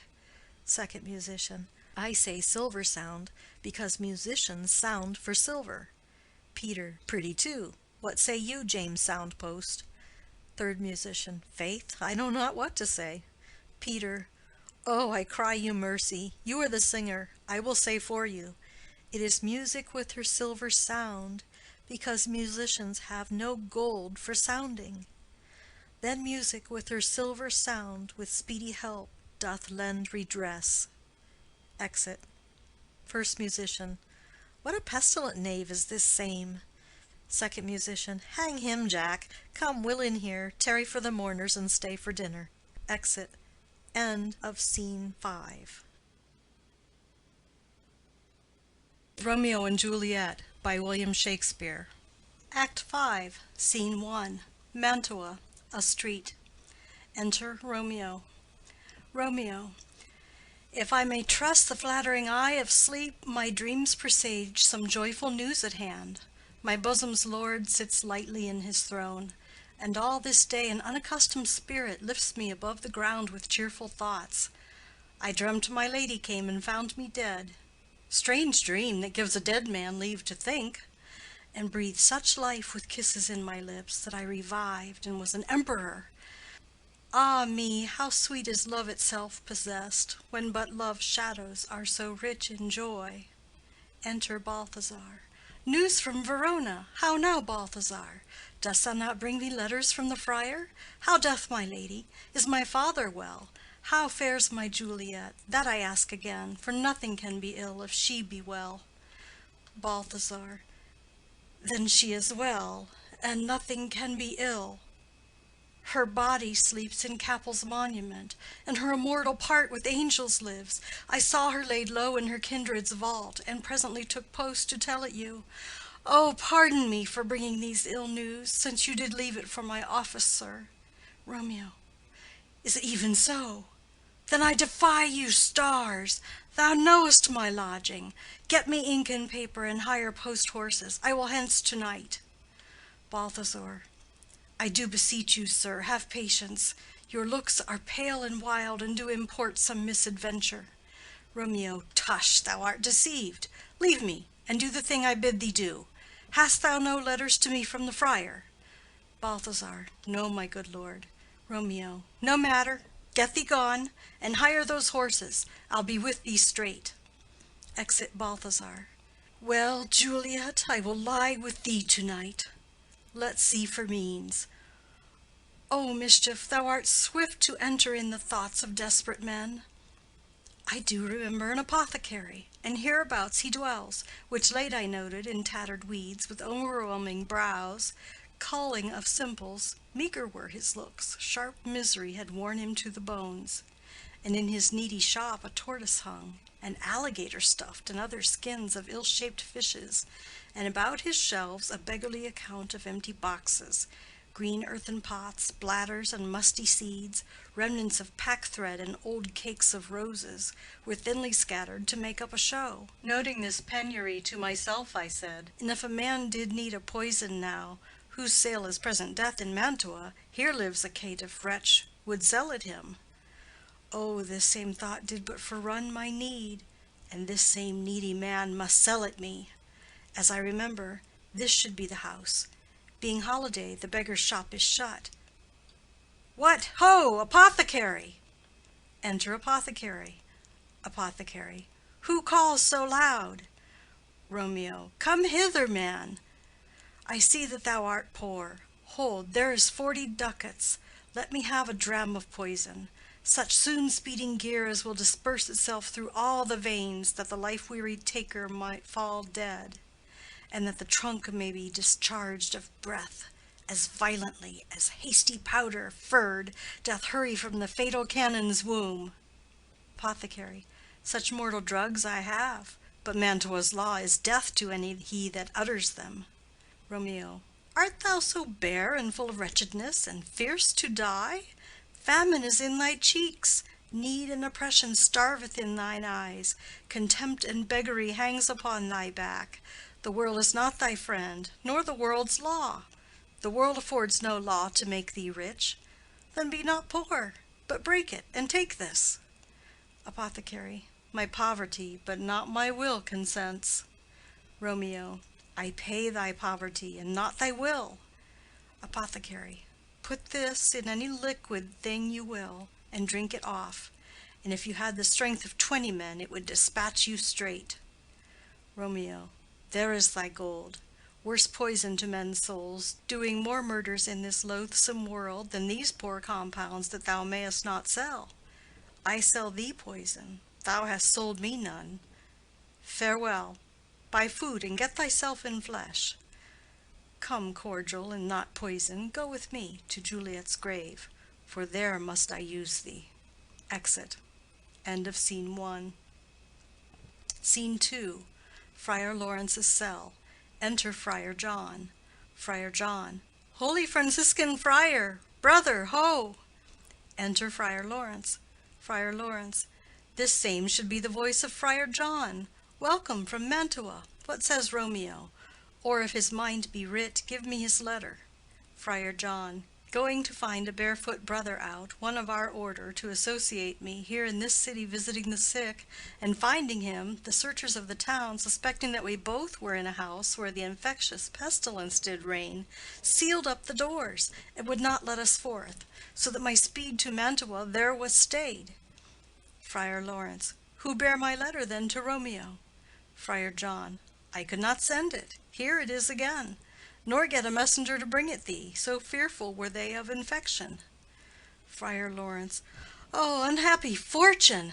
By my brotherhood, the letter was not nice, but full of charge of dear import, and the neglecting it may do much danger. Friar John, go hence. Get me an iron crow, and bring it straight unto my cell. Friar John. Brother, I'll go and bring it thee. Exit. Friar Lawrence. Now must I to the monument alone. Within this 3 hours will fair Juliet wake. She will beshrew me much that Romeo hath no notice of these accidents. But I will write again to Mantua, and keep her at my cell till Romeo come. Poor living corse, closed in a dead man's tomb. Exit. End of Scene 2. Scene 3. A churchyard. In it a monument belonging to the Capulets. Enter Paris and his page bearing flowers and a torch. Paris. Give me thy torch, boy, hence and stand aloof. Yet put it out, for I would not be seen. Under yon yew tree lay thee all along, holding thine ear close to the hollow ground, so shall no foot upon the churchyard tread, being loose, unfirm with digging up of graves, but thou shalt hear it. Whistle then to me, as signal that thou hearest something approach. Give me those flowers. Do as I bid thee. Go. Page. Aside. I am almost afraid to stand alone here in the churchyard. Yet I will adventure. Retires. Paris. Sweet flower, with flowers thy bridal bed I strew. O woe! Thy canopy is dust and stones, which with sweet water nightly I will dew. Or, wanting that, with tears distilled by moans, the obsequies that I for thee will keep, nightly shall be to strew thy grave and weep. The page whistles. The boy gives warning something doth approach. What cursed foot wanders this way tonight, to cross my obsequies and true love's right? What? With a torch? Muffle me, night, awhile. Retires. Enter Romeo and Balthazar, with a torch, mattock, etc. Romeo. Give me that mattock and the wrenching iron. Hold, take this letter. Early in the morning see thou deliver it to my lord and father. Give me the light. Upon thy life I charge thee, whate'er thou hearest or seest, stand all aloof and do not interrupt me in my course. Why I descend into this bed of death is partly to behold my lady's face, but chiefly to take thence from her dead finger a precious ring, a ring that I must use in dear employment. Therefore hence be gone. But if thou, jealous, dost return to pry in what I further shall intend to do, by heaven I will tear thee joint by joint, and strew this hungry churchyard with thy limbs. The time and my intents are savage wild, more fierce and more inexorable far than empty tigers or the roaring sea. Balthazar. I will be gone, sir, and not trouble you. Romeo. So shalt thou show me friendship. Take thou that, live and be prosperous, and farewell, good fellow. Balthazar. For all this same, I'll hide me hereabout. His looks I fear, and his intents I doubt. Retires. Romeo. Thou detestable maw, thou womb of death, gorged with the dearest morsel of the earth, thus I enforce thy rotten jaws to open, breaking open the door of the monument. And in despite I'll cram thee with more food. Paris. This is that banished haughty Montague that murdered my love's cousin, with which grief it is supposed the fair creature died, and here is come to do some villainous shame to the dead bodies. I will apprehend him. Advances. Stop thy unhallowed toil, vile Montague. Can vengeance be pursued further than death? Condemned villain, I do apprehend thee. Obey and go with me, for thou must die. Romeo. I must indeed, and therefore came I hither. Good gentle youth, tempt not a desperate man. Fly hence and leave me. Think upon these gone, let them affright thee. I beseech thee, youth, put not another sin upon my head by urging me to fury. Oh, be gone! By heaven, I love thee better than myself, for I come hither armed against myself. Stay not, be gone. Live, and hereafter say, a madman's mercy bid thee run away. Paris. I do defy thy conjurations, and apprehend thee for a felon here.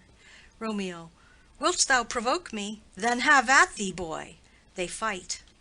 Page. O Lord, they fight. I will go call the watch. Exit. Paris. Oh, I am slain. Falls. If thou be merciful, open the tomb. Lay me with Juliet. He dies. Romeo. In faith I will. Let me peruse this face. Mercutio's kinsman, noble County Paris. What said my man when my betossed soul did not attend him as we rode? I think he told me Paris should have married Juliet. Said he not so? Or did I dream it so?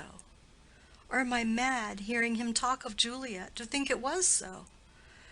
Oh, give me thy hand, one writ with me in sour misfortune's book. I'll bury thee in a triumphant grave. A grave? Oh no, a lanthorn, a slaughtered youth, for here lies Juliet, and her beauty makes this vault a feasting presence full of light. Death, lie thou there, by a dead man interred, laying Paris in the monument. How oft, when men are at the point of death, have they been merry, which their keepers call a lightning before death. Oh, how may I call this a lightning? O my love, my wife! Death, that hath sucked the honey of thy breath, hath no power yet upon thy beauty. Thou art not conquered. Beauty's ensign yet is crimson in thy lips and in thy cheeks, and death's pale flag is not advanced there. Tybalt, liest thou there in thy bloody sheet? Oh, what more favor can I do to thee than with that hand that cut thy youth in twain, to sunder his that was thine enemy? Forgive me, cousin. Ah, dear Juliet, why art thou yet so fair? Shall I believe that unsubstantial death is amorous, and that the lean, abhorred monster keeps thee here in dark to be his paramour? For fear of that, I still will stay with thee, and never from this palace of dim night depart again. Here, here will I remain with worms that are thy chambermaids. Oh, here will I set up my everlasting rest, and shake the yoke of inauspicious stars from this world-wearied flesh. Eyes, look your last. Arms, take your last embrace. And lips, O you, the doors of breath, seal with a righteous kiss a dateless bargain to engrossing death. Come, bitter conduct, come, unsavory guide, thou desperate pilot, now at once run on the dashing rocks thy sea-sick weary bark. Here's to my love. He drinks. O true apothecary, thy drugs are quick. Thus, with a kiss, I die. He dies. Enter at the other end of the churchyard Friar Lawrence with a lantern, crow, and spade. Friar. Saint Francis be my speed! How oft to-night have my old feet stumbled at graves! Who's there? Who is it that consorts so late the dead? Balthazar. Here's one, a friend, and one that knows you well. Friar. Bliss be upon you. Tell me, good my friend, what torch is yond that vainly lends his light to grubs and eyeless skulls? As I discern, it burneth in the capel's monument. Balthazar. It doth so, holy sir. There's my master, one that you love. Friar. Who is it? Balthazar.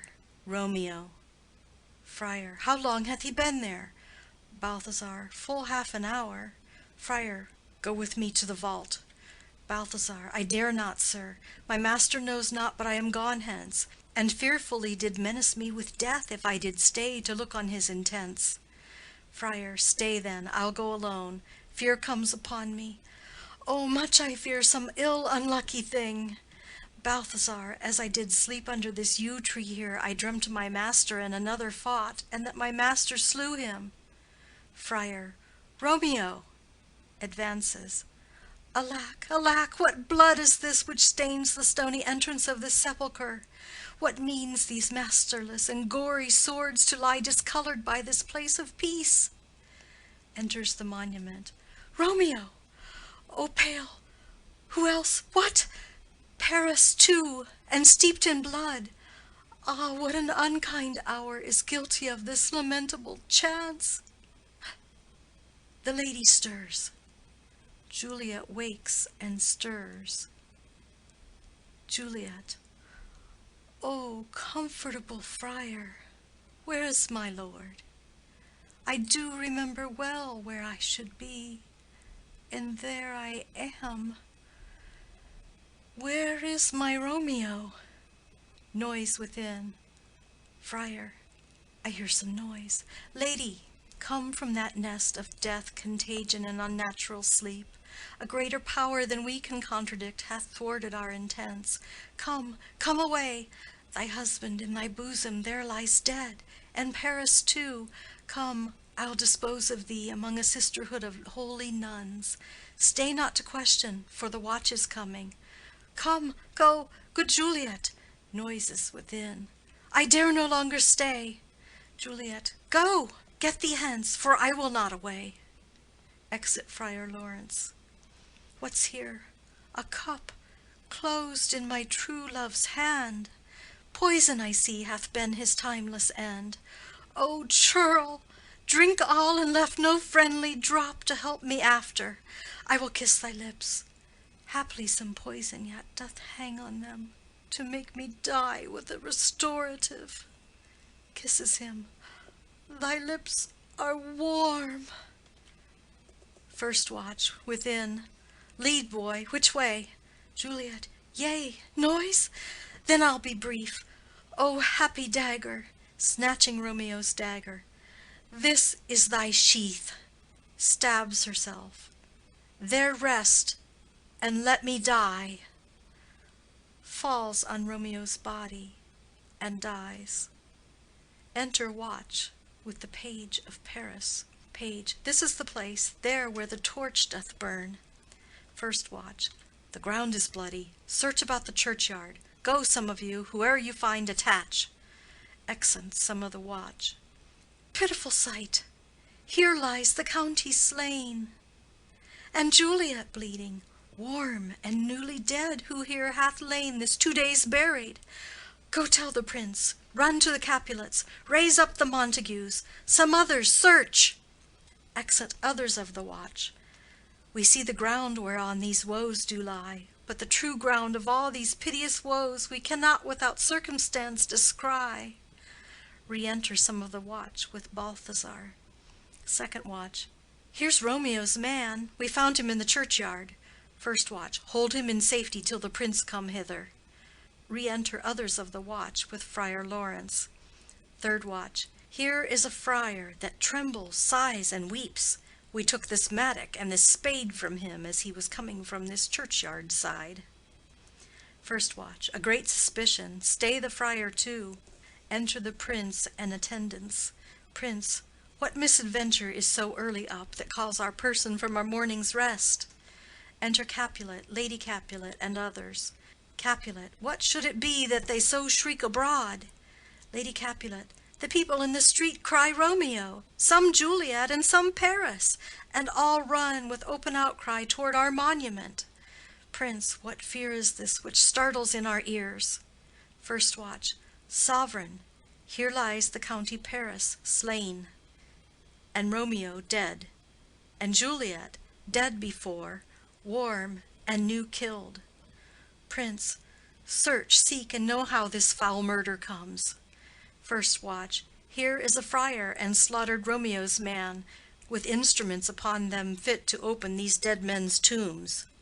Capulet. O heaven, O wife, look how our daughter bleeds! This dagger hath mistaken, for lo, his house is empty on the back of Montague, and it missheathed in my daughter's bosom. Lady Capulet. O me, this sight of death is as a bell that warns my old age to a sepulchre. Enter Montague and others. Prince. Come, Montague, for thou art early up, to see thy son and heir more early down. Montague. Alas, my liege, my wife is dead to-night. Grief of my son's exile hath stopped her breath. What further woe conspires against mine age? Prince. Look, and thou shalt see. Montague. O thou untaught, what manners is in this, to press before thy father to a grave? Prince. Seal up the mouth of outrage for a while, till we can clear these ambiguities, and know their spring, their head, their true descent, and then will I be general of your woes, and lead you even to death. Meantime forbear, and let mischance be slave to patience. Bring forth the parties of suspicion. Friar. I am the greatest, able to do least, yet most suspected, as the time and place doth make against me of this direful murder. And here I stand, both to impeach and purge myself condemned and myself excused. Prince, then say at once what thou dost know in this. Friar. I will be brief, for my short date of breath is not so long as is a tedious tale. Romeo, there dead, was husband to that Juliet, and she, there dead, that Romeo's faithful wife. I married them, and their stolen marriage day was Tybalt's doomsday, whose untimely death banished the new-made bridegroom from this city, for whom, and not for Tybalt, Juliet pined. You, to remove that siege of grief from her, betrothed, and would have married her perforce to county Paris. Then comes she to me, and with wild looks bid me devise some means to rid her from this second marriage, or in my cell there she would kill herself. Then gave I her, so tutored by my art, a sleeping potion, which so took effect as I intended, for it wrought on her the form of death. Meantime I writ to Romeo that he should hither come as this dire night, to help to take her from her borrowed grave, being the time the potion's force should cease. But he which bore my letter, Friar John, was stayed by accident, and yesternight returned my letter back. Then all alone, at the prefixed hour of her waking, came I to take her from her kindred's vault, meaning to keep her closely at my cell till I conveniently could send to Romeo. But when I came, some minute ere the time of her awaking, here untimely lay the noble Paris, and true Romeo, dead. She wakes, and I entreated her come forth and bear this work of heaven with patience. But then a noise did scare me from the tomb, and she, too desperate, would not go with me, but as it seems did violence on herself. All this I know, and to the marriage her nurse is privy. And if aught in this miscarried by my fault, let my old life be sacrificed, some hour before his time, unto the rigor of severest law. Prince, we still have known thee for a holy man. Where's Romeo's man? What can he say in this? Balthazar, I brought my master news of Juliet's death, and then in post he came from Mantua to this same place, to this same monument. This letter he early bid me give his father, and threatened me with death, going in the vault, if I departed not and left him there. Prince, give me the letter, I will look on it. Where is the county's page that raised the watch? Sirrah, what made your master in this place? Boy, he came with flowers to strew his lady's grave, and bid me stand aloof, and so I did. Anon comes one with light to ope the tomb, and by my master drew on him, and then I ran away to call the watch. Prince, this letter doth make good the friar's words, their course of love, the tidings of her death, and here he writes that he did buy a poison of a poor apothecary, and therewithal came to this vault to die, and lie with Juliet. Where be these enemies? Capulet! Montague! See what a scourge is laid upon your hate, that heaven finds means to kill your joys with love. And I, for winking at your discords too, have lost a brace of kinsmen. All are punished. Capulet. O brother Montague, give me thy hand. This is my daughter's jointure, for no more can I demand. Montague. But I can give thee more, for I will raise her statue in pure gold, that while Verona by that name is known, there shall no figure at such rate be set as that of true and faithful Juliet. Capulet. As rich shall Romeo's by his ladies lie, poor sacrifices of our enmity. Prince. A glooming peace this morning with it brings. The sun for sorrow will not show his head. Go hence to have more talk of these sad things. Some shall be pardoned, and some punished. For never was a story of more woe than this of Juliet and her Romeo. Exit. End of Act 5. End of Romeo and Juliet. Recorded by Becky Crackle, Canal Winchester, Ohio, 2006.